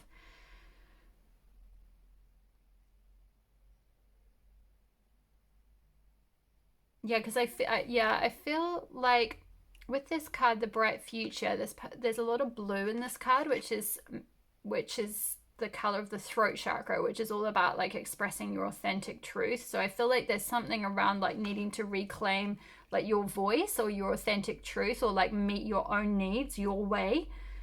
That's really important to, like, your abundance. Like, taking control of your own abundance and creating that for yourself is really, really important. Yeah, okay. I feel like that's all the messages I have for the oracle part. If you what was I gonna say? I'm gonna do the tarot portion of your reading, and then I'll come back to the crystal mandala oracle to finish, if you want to stay around for that. Okay, sorry, just felt like I was receiving some more guidance and I was trying to listen to it at the same time. But okay, let's get into the tarot portion of your reading. So just want to say thank you so much to those of you who have been liking my videos and commenting if you feel comfortable. I really appreciate it. It really helps my little YouTube channel to grow. It helps tell me what content is resonating with you guys, and tells the YouTube algorithm what to send around, which helps my channel grow. So thank you so much. Whoops, oh my goodness, that is a bit of a clumsy shuffle. Whoop. Okay. So what does pile 3 need to know, please, Spirit, on what are they being called to take action on? What is pile 3 being called to take action on? What is pile 3 being called to take action on? Woo! Yes, the Empress. Exactly. Being, like, the queen of your own empire, having that, like, feminine sovereignty, or that, like, yeah, independence of your life, that, like, ability to, like, live on your own terms, and also, like, harvest what you want. This is a very, like, we've got sort of a lot of, like, garden imagery and things, fruit growing, like, I think this is, like, kind of oranges or something, and then there's, like, pomegranates here. So a lot around, like, sort of, yeah, growing and harvesting your own food. But that doesn't have to be literally. It's just kind of like working in a job or something that, you know, really, that you really enjoy, that's, like, helps you to, like, harvest all the abundance from life that you want, like nourishing food or beautiful experiences or whatever. It's very like being in feminine energy, and also like being able to treat yourself, have all these like luxuries. Yeah, there's definite sovereignty energy here with this crown and all these like stars. Yeah, plants could be really helpful for you. I see you kind of sitting in your, like, maybe some of you want to be like plant mamas or papas, and you're sitting in your home with like all these beautiful plants around you. You've got really comfortable seats. It's like something around creating this haven, like creating this beautiful environment that you're like kind of the queen of. It's like your little empire, your little sanctuary that you can kind of reign over. For some of you, this could be like kind of going into business and like being like an empress kind of thing of your own empire. But I don't necessarily feel like that's for all of you. Let's see. Let's get some more messages for pile 3. Some more messages for pile 3. What is pile 3 being called to take action on? 7 of Wands. Yeah, definitely. Fighting off other people trying to come at you with their opinions or their nonsense or their energy or ideas, or like control you. Again, it's coming back to this: take control of your own narrative. Like, this person's very in control, they've got strong boundaries, they've got this wand in front of them, like, no, this is my life, like this is what I'm doing. There's a lot of blue on this card. Again, she's got this like star of blue coming out from behind her, and like I said, blue is linked with the throat chakra. When I'm speaking about this card, it's linked with the throat chakra, which is all about expressing your needs, expressing your truth, expressing your authentic self. So this is like you getting to a point where you are like defending your energy from other people trying to like come in and boss you around or tell you what to do or tell you how it is. You're like, no more. I am not taking that from anyone else. Like, I am me. These are my needs. This is how I want to like get my abundance. This is how I want to get my coin or whatever. This is what I want to do for work, or this is what I want to do to like, create the independence in my life that I need, or create the opportunities in my life that I need, or whatever it might be. Like, you're defending yourself against like kind of intrusive energy. That is really beautiful. I love to see that. And let's get another couple of cards for pile 3. So yeah, possibly for some of you, this could be like walking away from a job where you were being controlled or something and working for yourself, but it won't necessarily be for all of you. 8 of Pentacles. Ooh, yeah, maybe some of you are feeling called to like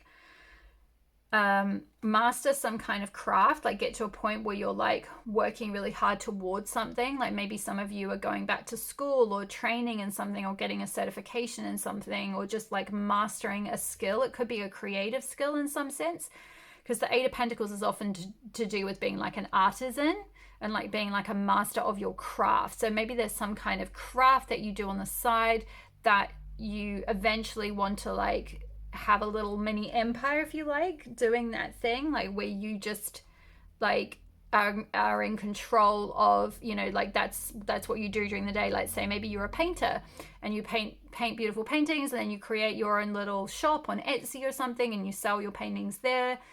And that's how you get your abundance, is through like mastering some kind of craft, like taking the time out to improve on something and really work on something so that you can like, yeah, perhaps put it to market in some way.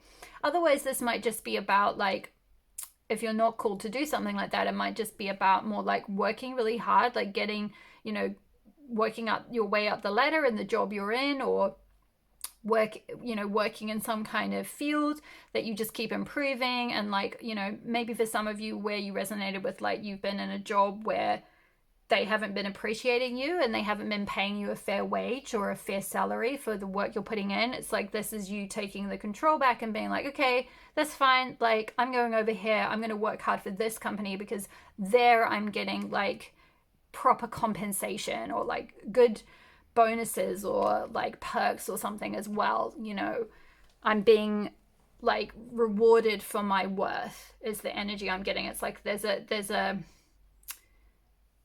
growth there with the Eight of Pentacles. It's like, you know, kind of boom, boom, boom, boom, boom, like growing your abundance, growing your money, growing your investments, growing your skill set. Big growth, big growth. And like maybe not necessarily fast, because Pentacles energy is usually like dealing with that earth energy, so it can be like taking time to kind of master something and grow it. But like I do feel like it might not actually take you that long.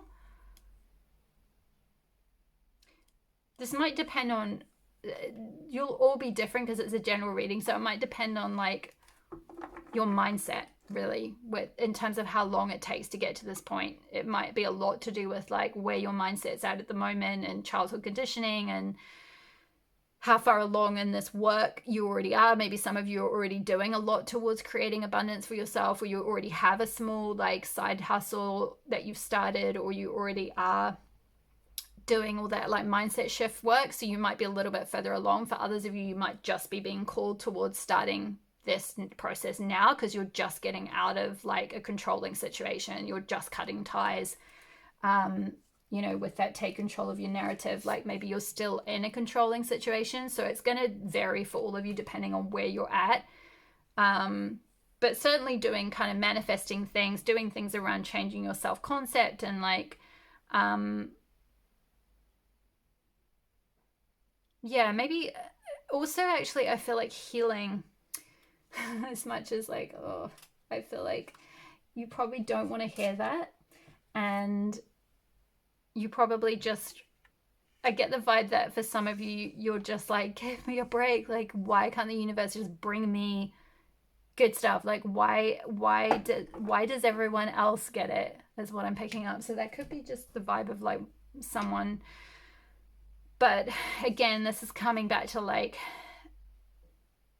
the speed at which this can manifest might be to do with like where you're at on this healing journey as well, and like getting to a point of letting go of those who might have tried to control you, cutting ties with them, you know, cord cutting, healing your heart from any pain, like being, especially for those of you that are trying to attract an abundance of love, like healing, getting to a point of like unconditional self-love and like healing your heart so that you can like feel love from within, and then you can attract love from the outside. Because that is the vibe of the Empress, right? Is that regardless of whether you're trying to attract love, money, experiences, whatever, the Empress doesn't chase, right? She magnetizes. That is Empress energy. It's different from Emperor energy. Emperor energy is like that authority energy, or that like, it can sometimes in its shadow be controlling or like domineering, or like sort of a need to put, say, rules in place, or a need to like set things up in a certain way. Whereas the Empress is like, it's very soft, receptive energy. It's very like magnetizing just through like your feminine energy, magnetizing in what you're worth, magnetizing in your abundance. Like you can see she's just sat here with like roses and a plant, and she's wearing nice loungewear, and she's just like, yeah, like I've got my pomegranates here and listening to the radio. And I'm chill. Like she's just chilling, and she's got like everything around her. She's like sovereign. She's queen of her life. It's very like magnetic energy. It's not like push energy. Okay, I'm going to finish with your the Crystal Mandala Oracle card now. So for you, we got Goddess Gaia and Ocean Jasper, which is beautiful. Gaia is often linked with the Empress card, so that's very like, yeah, earthy, sensual energy that's coming through. And Goodwill. So let's have a look at the guidebook and see. Okay, so we bring you the empowerment of goodwill. There is a type of spiritual power you can co-create which benefits and protects you whilst mutually empowering others to take their journey and experience divine success. This spiritual power, known as goodwill, is generated by how you feel inside and the attitude you cultivate towards others. When you know you have value, it is easy to recognize the value in another. When you feel encouraged by the universe, it is easy to encourage others. As you put out support, encouragement, and goodwill for the success of all beings, this energy is amplified and returned to you. Yeah, so for those of you that feel like the universe has been like giving to everyone else and not to you, and like you don't feel like it's things are coming to you, you can experience more things coming to you by giving that energy outward to others, is what this is saying. So when you feel peace within, it's easier to recognize that you have a place in the world and a destiny no person can take away from you. And when you recognize that, it's easier to know that others also have their own place destined for them alone.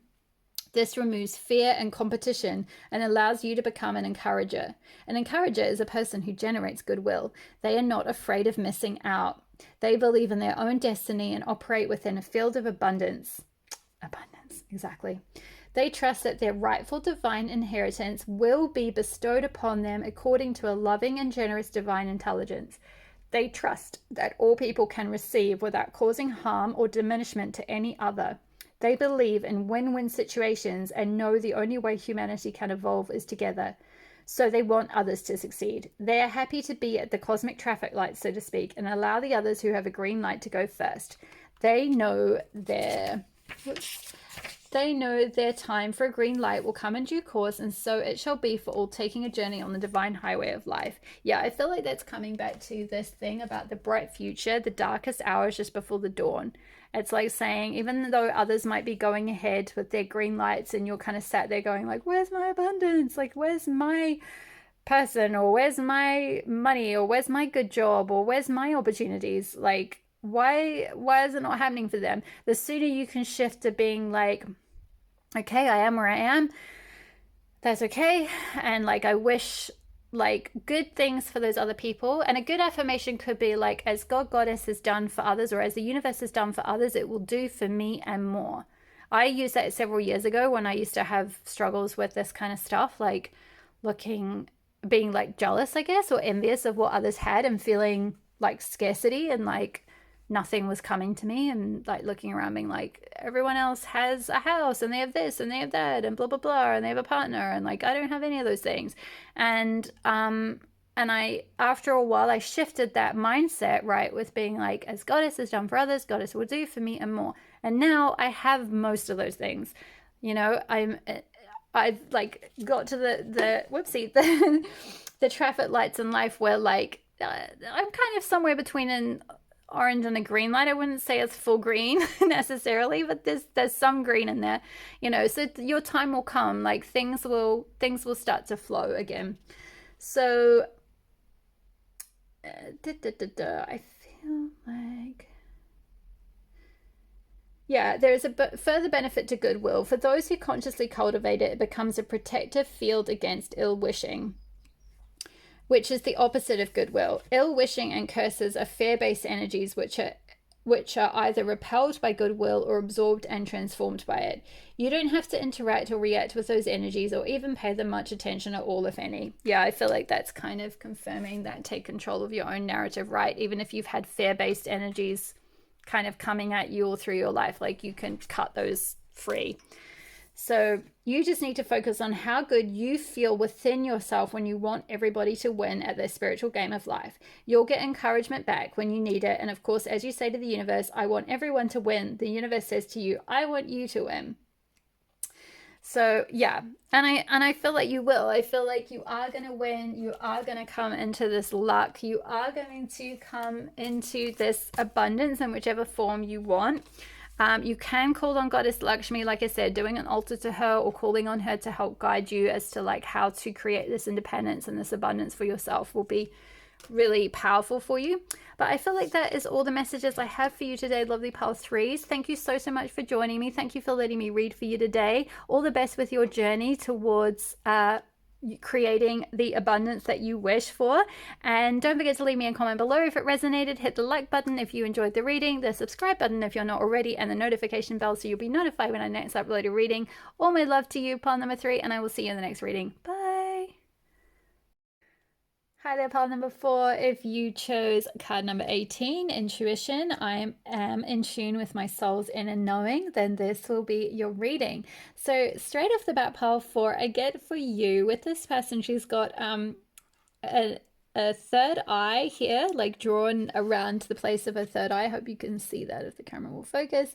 And it's very wide open. So I feel like for you, pile number 4, you guys have a super like open third eye chakra. Like you've always been very perceptive is what I'm picking up. You've always been able to like see through the veil, so to speak. Like you can pick up on like other energies, or you can just always pick up on like what's underneath a situation.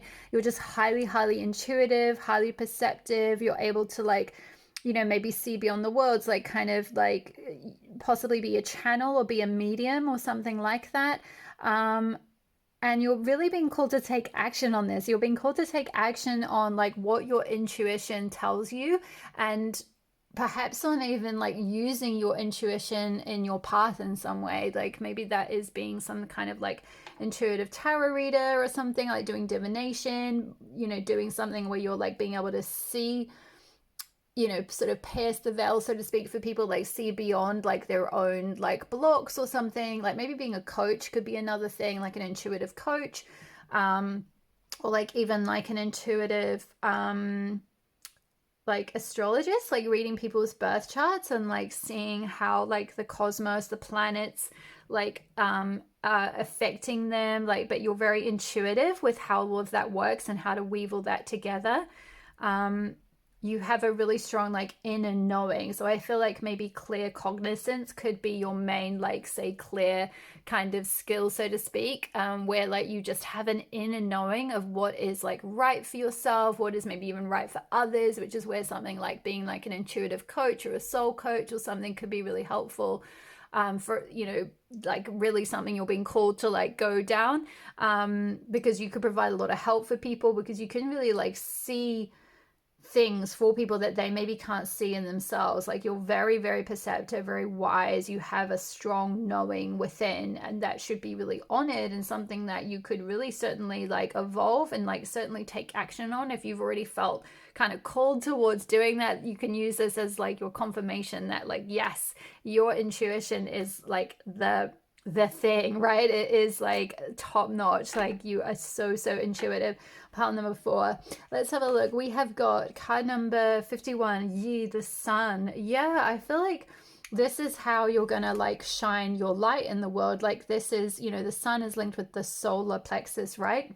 Which is like, you know, in your core, and it's how you shine your light out into the world. And like Yi comes to us when it's like it's time to shine your light, right? Like it's safe to shine your light, it's safe to be seen, it's safe to like come out in the world, and be that like beacon of light for others, kind of thing is what I'm seeing. Like you can, again, like you can really see things for others, you can really like shine light on things for others. So maybe some of you might also be drawn towards or have been training in something like being like a shadow work therapist, where like you help people like go into their shadow and bring things to light, because I'm getting that sense of like helping work with like the light in some way, bringing things to the light, like you're able to see what others can't see or something like that. Or even being a therapist, like helping people navigate their unconscious or something. And that's like where you're really being called to like shine your light.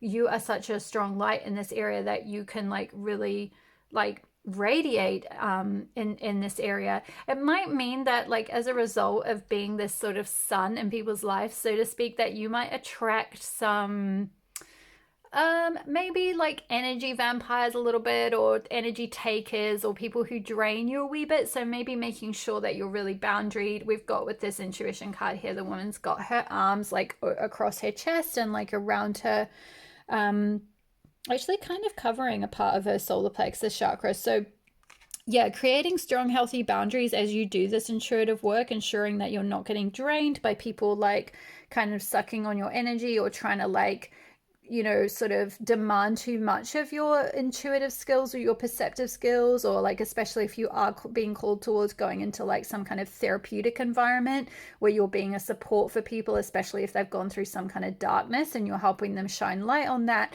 you know, that can quickly become very draining without really strong, healthy boundaries around you. So you're not taking on their pain, so to speak. Like I'm hearing like compassion fatigue or like care fatigue. I think it is like, you know, if you've overgiven and you've like over supported others and not sort of done it from a full place and not been able to keep your like sort of energetic boundaries really strong, then that might be something that like you are working on at the moment in order to go into this field a little bit more, or like really take action on a more sort of formalizing this skill that you have. That might just be for some of you. I feel like some of you already are on that path and you know what you're doing with that, but for some of you, if you're starting out with something like that where you're, you know, say people just notice about you like, hey, you're so perceptive, like you always know what to say, or you always know, like you're always my shoulder to cry on, or I can feel like I can always turn to you because you know exactly what to tell me, or like you can see my problem like from like a different perspective and help me like resolve it, you know. And so you're like, like maybe I should be a counselor, or maybe I should be a therapist, or you know, maybe I should be a tarot reader or something, you know, maybe I should, because, you know, people might be constantly saying like, you're super psychic, like, how did you know that about me? Like, how did you, like, you've got strong witchy sense, like, how did you know I was gonna blah, blah, blah, whatever it is, you know. And it's like, you can kind of see beyond, like, you don't need to be told, like, you have an inner knowing. But, you know, it might be that, like, you're being called to take action on actually formalizing that, you know. Like it doesn't necessarily mean you've got to go and do tons of training, but just making sure that like if you start going into some kind of practice where you're working with clients, or you're not just doing this for friends, for example, that you're kind of putting in those boundaries in place to like help make sure that you're not getting your energy drained. That's the only thing I would say. So next we have garden, card number 15. Something lovely will grow from this. Oh, this is so beautiful. I love this. I feel like, yeah, this is more encouragement that like you can, from your intuitive skills, from your perceptive skills, from your like compassion, and like, you know, it's very feminine energy here. It's very like you're very connected with the like divine feminine energy, your own like feminine sovereignty, or your own inner knowing, your intuition. You really trust your intuition, you really let it guide you, kind of thing. And like if you continue to do that and you keep following it, this will be something that will really grow from that. It will create this like whole garden that will be able to like, you know, be this beautiful bounty, you know, for you to, you know, all these flowers for you to enjoy, and like all this growth will come from it, all this like harvest will come from it. Like so much will be created as a result of like really following your intuitive nudges, and like really maybe like doing some, if you're not already doing something in the form, you know, in a career that involves strongly using your intuition or these intuitive senses. I'm also getting maybe like someone possibly doing something like where you work with the police or something, or like investigators. Like you might be very able to, like, I don't know, kind of like criminal investigation, where you do like criminal profiling or undercover work, because you're just like very astute and you can like work with people, and you know like when people are like say lying, or like you can kind of see beyond what they're telling you, or like what might be going on the surface, and you've got like kind of almost like, yeah, you could sort of see beyond the situation, and you've got a way of like investigating something that's like, just because you're so perceptive and you're so like, you have such strong inner knowing that you're able to like solve things or something. So maybe that could be for just like one person, but I feel like it's almost like doing that type of work more on an emotional level, maybe with people, like really helping them investigate themselves, helping see into their souls, helping perceive things for them, helping them connect to the other side, helping them connect with their higher selves, or like you can connect with people's guides or something, or like helping predict things. You know, third eye can sometimes speak of like having that, you know, like predictive sense, like being able to predict things ahead of time for people, and then help them, like, you know, warn them like based on the trajectory of where they are. It's like, you know, they might be getting themselves into a situation that isn't gonna be the best for them, right? So it helps, like, you know, you can help warn them to like, change their track or something like that is what I'm getting. Let's see. We've also got energy card number 28. Beautiful. Yeah, I feel like this is kind of coming back to what I was saying about like energy boundaries, making sure that you have really strong energy boundaries, because with that, the sun and like shining your light in that way, like people are drawn to that kind of caring energy, right? Or that compassionate energy, or where you have that skill where you can see things for people. Like a lot of people might be drawn to, potentially again, like energy vampires, or people who just are takers, they might be drawn to taking your energy. So being really like protective of your energy. But also I feel like once you are doing this type of work, like really, shining your light in this field of doing something that is involving your intuition, it's also going to give you a lot of energy. Like it's not going to be something that's draining, perhaps unlike other jobs that you might have done before that maybe weren't using your intuition in the same way.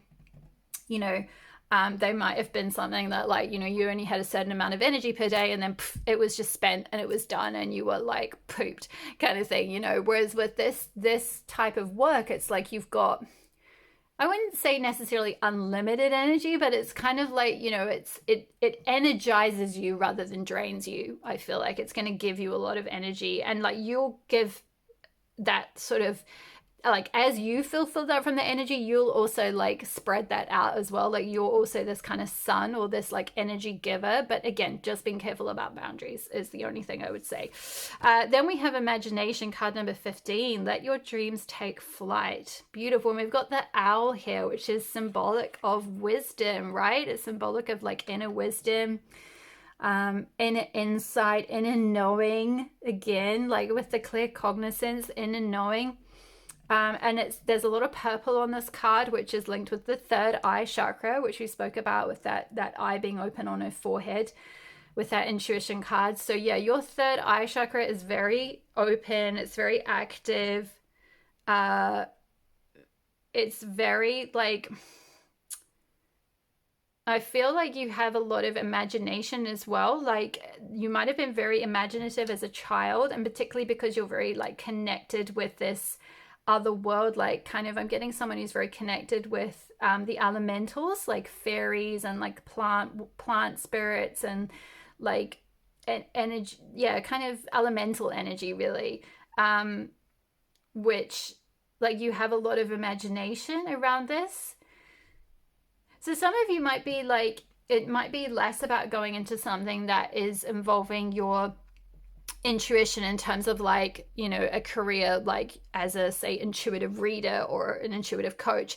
And it could be like for some of you using your imagination and like following your intuition, like writing, for example, intuitively, like writing, using your imagination, like to write stories, for example, write novels, but you do it in a very intuitive way. Like you're following your inner guidance, your inner soul, like your inner muse to like write that story.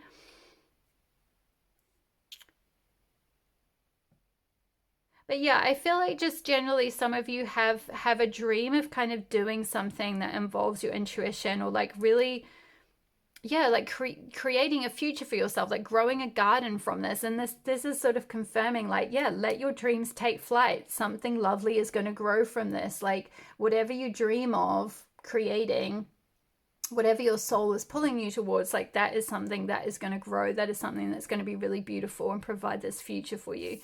And finally, we have, oh, beautiful. I love this. Fulfillment. Exactly. This is going to be something that's going to bring you a lot of energy and a lot of fulfillment. You're going to get a lot of like inner soul fulfillment out of this work. Oopsie. Yeah, you're going to really love it. Like it's going to really fill you up, fill your cup up. Like I said, it's not going to drain you. It's going to really support you. It's going to really, it's going to be something that like it's just sort of like endlessly fulfilling. Like you won't feel like, oh, I'll do this for a little bit and then like in 2 years time maybe I'll change tracks and I'll do some other career or something. It's like kind of this just beautiful, it's like the fullness of this peach. It's like kind of so juicy and so ripe and like so fulfilling. It's like the juiciest peach ever. It's like the best roll ever, the best sort of work ever. And it's just, yeah, and also with that orange as well, there's like juicy orange. It's like very juicy work is what I'm getting. Very fulfilling, very like yummy, very nurturing, very nourishing, and very like fills you up. It's like fulfilling. It fills you up. And finally, we have labradorite and blue lotus flower with psychic gifts. Exactly. What was I talking about with the intuition and some of you having that like, yeah, psychic power, that open third eye, that ability to see into the future or see into people's souls or whatever. Wise sage, exactly. Very wise with the owl as well. We just spoke about wisdom. Wise sage, awareness and calls to action. Yeah. I feel like labradorite could be a useful crystal for some of you that can help awaken those kind of magical powers. But I feel like you don't really need so much awakening, because I feel like that for many of you, this has already happened. It's more just like getting to a point where you're like actually using those gifts in order to like really shine your light in the world in some way. And it might be that you have to do this on the side of another job for a while, or you do it for free for friends and like community for a while. That's how I started. I just literally started doing this. I was working in a bookstore at the time, and I was doing this just for me initially, and then some housemates saw what I was doing and they were like, hey, can you do that for me? And I was like, I don't really know, I can try. And I started reading for them, and then more of them asked, and then friends started asking, and then friends of friends started asking, and then slowly but surely I got a few clients just from like people, if I told them what I did, they were like, I would like to have that. How much can I pay you, kind of thing. And like it just snowballed from there. And now I'm on YouTube. And it's just like, you know, it might take a bit of time. Like it might just be something you start off doing gradually and just within a small circle, and then over time you'll really grow it, because it's really is saying something lovely will grow from this. Like you can grow this gift, or in whichever form you're doing it now, you can really like expand your life. Like your dreams can take off. You can have whatever it is you want from this gift. You can use your intuitive gifts in this way to like support yourself, I feel like.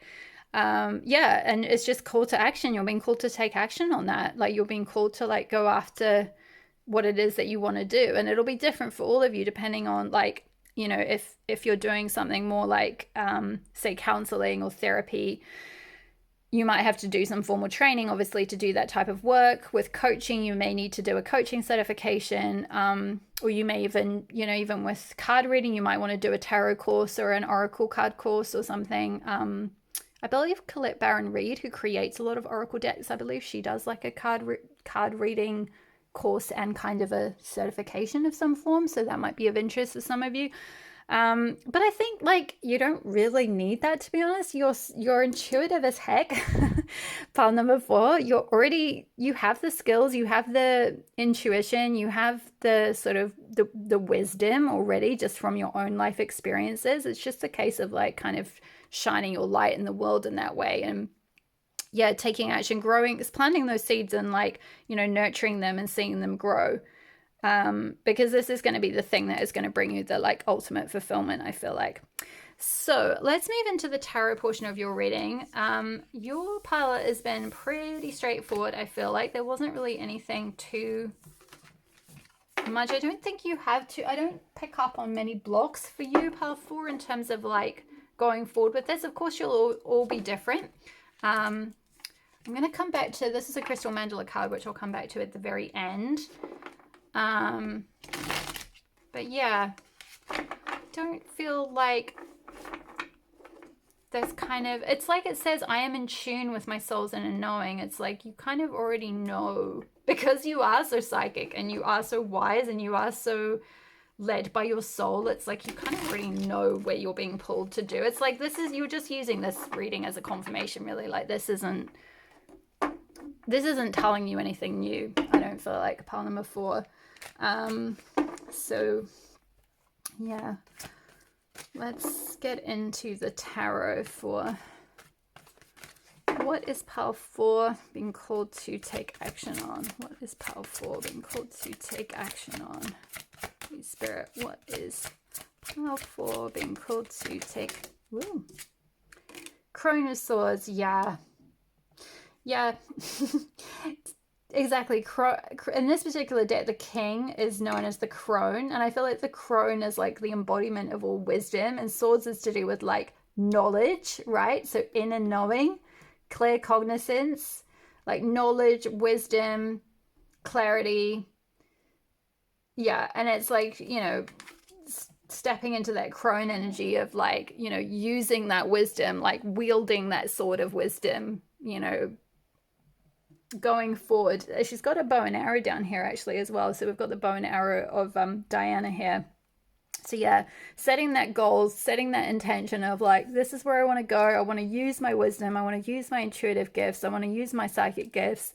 I want to use my perceptive abilities. I want to use my, my compassionate abilities to see into other people's souls, or whatever it is that you do. I want to use the wisdom of my life experiences, whatever it is, to like, set that goal, set that target, and like, go for it. Like really use that wisdom, wield that sort of wisdom. You deserved it. It is going to bring you so much fulfillment, I feel like. We've got these two little birds on here as well. They're like singing their song. So it's like, yeah, you've got to like kind of sing your song, get your wisdom out there. Maybe for some of you that's like writing as well. Like, I don't know, you might be very, I did pick up actually with the imagination card, some of you may be writers, so like you might be very imaginative writers, so like writing a blog or something about this kind of stuff that you're very intuitive about. What is pile 4 being called to take action on? What is, whoa, that came flying out. Goodness, 3 of Cups.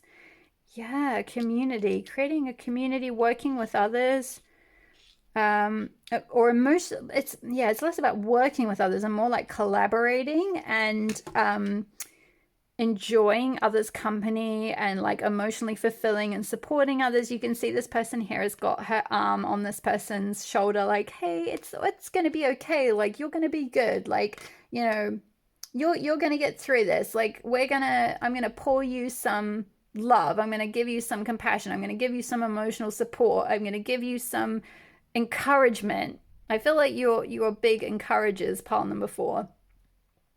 And this person's like, yay, thank you so much. You've lifted me up. Like you're kind of like cheerleaders for people. Like you can see what they need. It's like you can perceive exactly. You've got that wisdom, that inner knowing to see what other people need, where they need cheering up, where they need encouragement, where they need a bit of a nudge towards their like soul's purpose or something. And like you're able to give that to people. You're able to give that compassion to people, that support, that joy,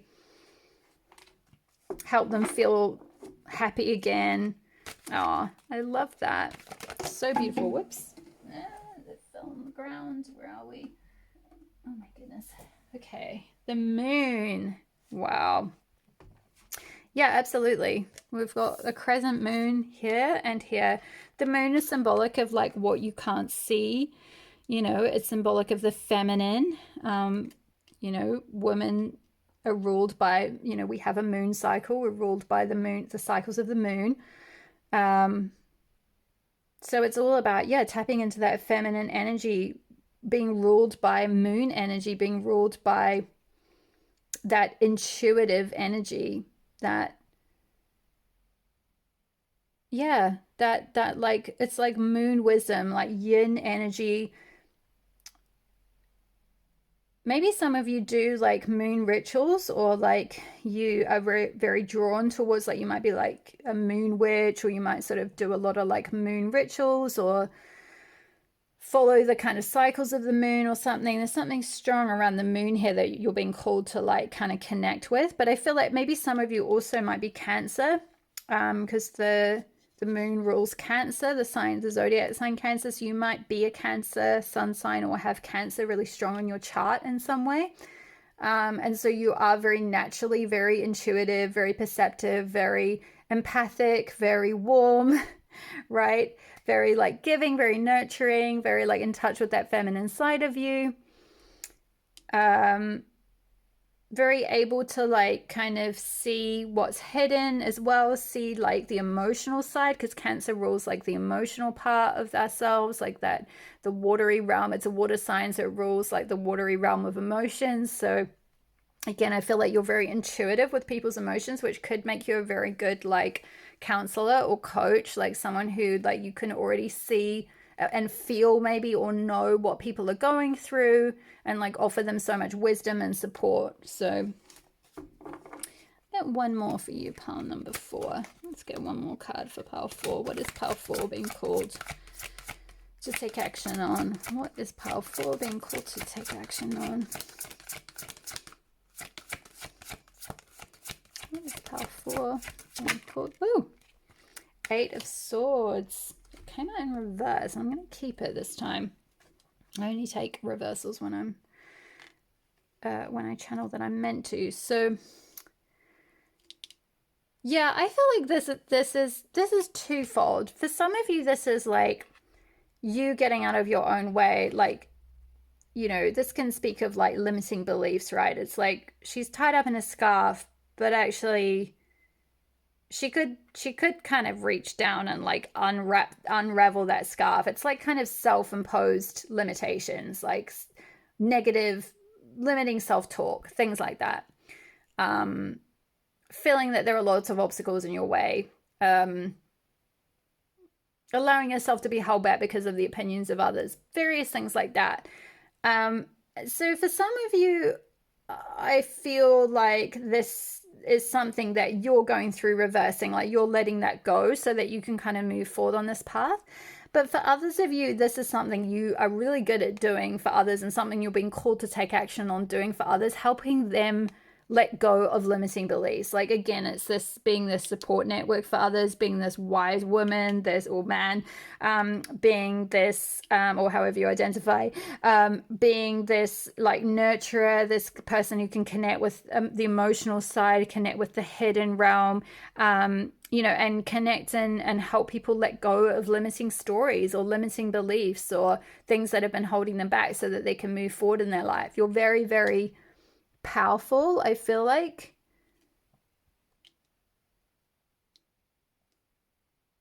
Yeah, you're very powerful and very connected with sorry, I'm just noticing the bear with fierce on her arm. Yeah, you're very powerful and very fierce. You have very strong energy. And also the snake on this arm as well, the tattoo of the snake. This is symbolic of death and rebirth. Like the snakes shed their skin, right? And I feel like that is to do with like this, like shedding the skin of like an old skin that's holding you back or holding you in. Like that's something I feel like most of you have learned how to do that for yourself. Like shed that skin, like release those old identities or old limiting beliefs, and so that you can like be rebirthed into this new self, but also something that you can help other people do as well. Like you have that wise, intuitive ability to help hold space for people to go through a rebirth, to help like support them, to help be like, yeah, be that, like be there for them, kind of say, you got this, like, you know, kind of be like this cheerleader as they go through their rebirth process is what I'm getting. Whew, that's such beautiful energy, pile 4. I could sit in your energy all day, but ironically, your reading was one. Not that it really matters because it's just to do with. Sorry, I just saw a little bug on the rose. It's not to do with time, but because your energy was pretty straightforward to read. And I don't feel like maybe for your pile you have as many blocks in the way of going into this. Maybe some of you are already doing this path and you're literally just using this as confirmation. Or you've already started taking a little bit of action and it's like, oh yeah, like, yeah, I need to do that more or whatever. Or I need to like finally get the certification. Or I need to finish the training. Like maybe you've already started counseling school and you've just got like one more paper to do, right? And you're like, yep, okay, yeah, cool. Okay, I'm on the right path. Yeah, I do need to do this. This is going to bring me fulfillment. Okay, I'm going to go and do it, kind of thing. But it's funny because, yeah, I could stay in your energy all day. It's so lovely. It's such lovely energy, but I just feel like I'm going to be talking around in circles because I'm saying the same thing about your energy. So let's finish up with the Crystal Mandala Oracle card. And for you, we got card number 50, Goddess Persephone and Ruby, the Inner Queen. I love this. So let's read a little bit from the guidebook. I won't read all of it because these messages are really long. For those of you that know their Line of Fairchild books, I love them to bits, but they are super long. So we'll just read some excerpts. Okay, and I'll hold it up to the camera because these cards are encoded with the energy of the crystal. So you can absorb that even if you don't have a ruby crystal to hand. So we bring you the empowerment of the inner queen. The inner queen exercises authority through divine feminine wisdom. Exactly. Wisdom. You're so wise. Her empowerment is active within men and women that consciously seek to honor feeling, instinct, and intuition. Yeah, the moon, exactly. And choose to live their lives according to a moral code of compassion. When the inner queen stirs within, judgment is replaced with empathy for your own suffering and that of others. Yeah, that's this card. See, she's like patting her on the shoulder, like, it's going to be okay. I empathize with your situation. I know what you're going through. You can get there. So you can understand that human beings who cannot resolve their suffering will unconsciously act out their pain in the world. They are unconsciously expressing their inner story with their outer actions, the story of their inner pain. The healing power of the inner queen brings inner pain to consciousness where it can finally be released and the soul freed. This can happen because of her compassion. She does not approach life with a fearful or judging nature, so she can move freely through all realms, witness great pain and darkness, and remain centered in her heart, shining a gentle light of intention for the liberation from suffering for all beings. She reminds us of our innate divine dignity and the healing power of our compassion. The oracle of the inner queen comes to you as a reminder that your compassion for yourself and for others is your source of power. It gives you the ability to be moved by another's plight without taking on their suffering as your own, which would drain you and prevent you from being able to hold the gentle light of awareness for the person who needs it to heal. Her presence empowers you to care for the world without becoming distraught and fatigued. Compassion leaves you energized and motivated. Oh, I love this. It's all syncing up. It leaves you energized. Exactly. We had the energy card. Energized and motivated to work towards your sacred purpose in life of caring for the world. Caring, Cancer as well. In your own unique and creative way. Your compassion for the world will affirm your dignity and empower you to stay true to your own reality whilst respecting the experiences of others. If you have been judging yourself or another, then it is likely you have become enmeshed in their pain, tired, and perhaps even angry or afraid. If you are feeling used, abused, exploited, or taken advantage of in any way, then the inner queen rises up to remind you that you are royal. You are guided to seek out your inner divine dignity, summon your compassion for yourself and all others involved in the relevant situation, and give yourself permission to disengage from the drama, to step back and take care of your own needs first. Then you can respond rather than react to what is happening within you and around you. The inner queen within will help you gather your energy back to your heart center, so you can shine your compassion as you acknowledge that everyone is doing their best and everyone has the divine right and power to choose how they respond to the mysteries of life. The inner queen also brings you guidance to honor what you need to do with your life. You are a sovereign being, and honoring your spiritual truth is how you act as the guardian of your soul.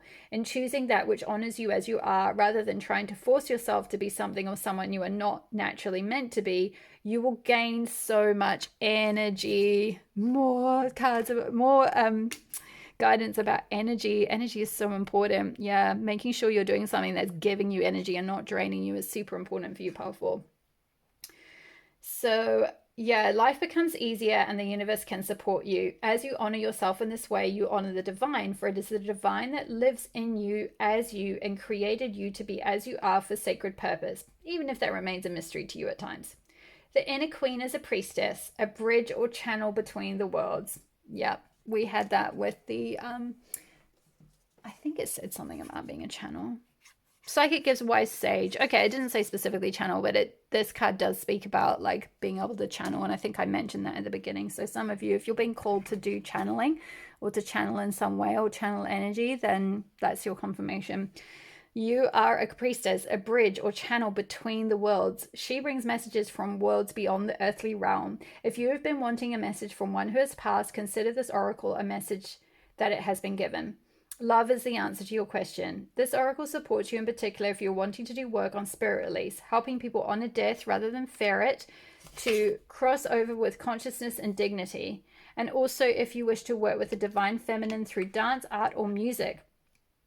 It also confirms that if you are interested in shamanic or any kind of transformational healing, if you wish to do any work that involves relaying messages between the worlds, such as channeling, trance mediumship, or automatic writing, then you are encouraged to pursue your studies in those areas, as it will tap into a natural talent you have and develop it further in service to love. If you wish to work with the forces of the natural world, with family dynamics or male-female relationship dynamics, with young women healing from trauma and abuse, with those trapped in darkness in any way, then you are encouraged to pursue that work. This oracle confirms that your interest in these areas is an indication that you can express your compassion effectively through such methods. Finally, if you have been in a time of darkness craving light in life, the oracle confirms it is coming to an end and that you shall ascend with dignity and with wisdom, proud of all you have learned and the growth you have undertaken. Ugh, I love this for you, pile number 4. This is such a beautiful reading, and that was such a beautiful card. Oh my goodness. Inner queen. Yeah, you guys are a total queen. You're a total, like, queen of compassion, queen of intuition, total priestess. Like, I bow down. You are amazing. And if you are being called to start on that journey or do this in a more professional way, then this is 100% your guidance. So, like, do it. Do not hold back anymore. Like, this is your calling. This is your official calling. Okay, my lovely Pile 4s, thank you so much for letting me read for you today. Don't forget to hit the like button and comment below if it resonated for you, if you feel comfortable. I always love to hear from you, and it really helps me know what content is resonating, and it helps tell the YouTube algorithm to send my content around, which helps my channel to grow, and I so appreciate each and every one of you who's been doing that for me. If you're not already subscribed, hit the subscribe button and the notification bell so you'll be notified when I next upload a reading. All the best with your journey towards taking action on your calling, and I will see you in the next reading. Oh, my love.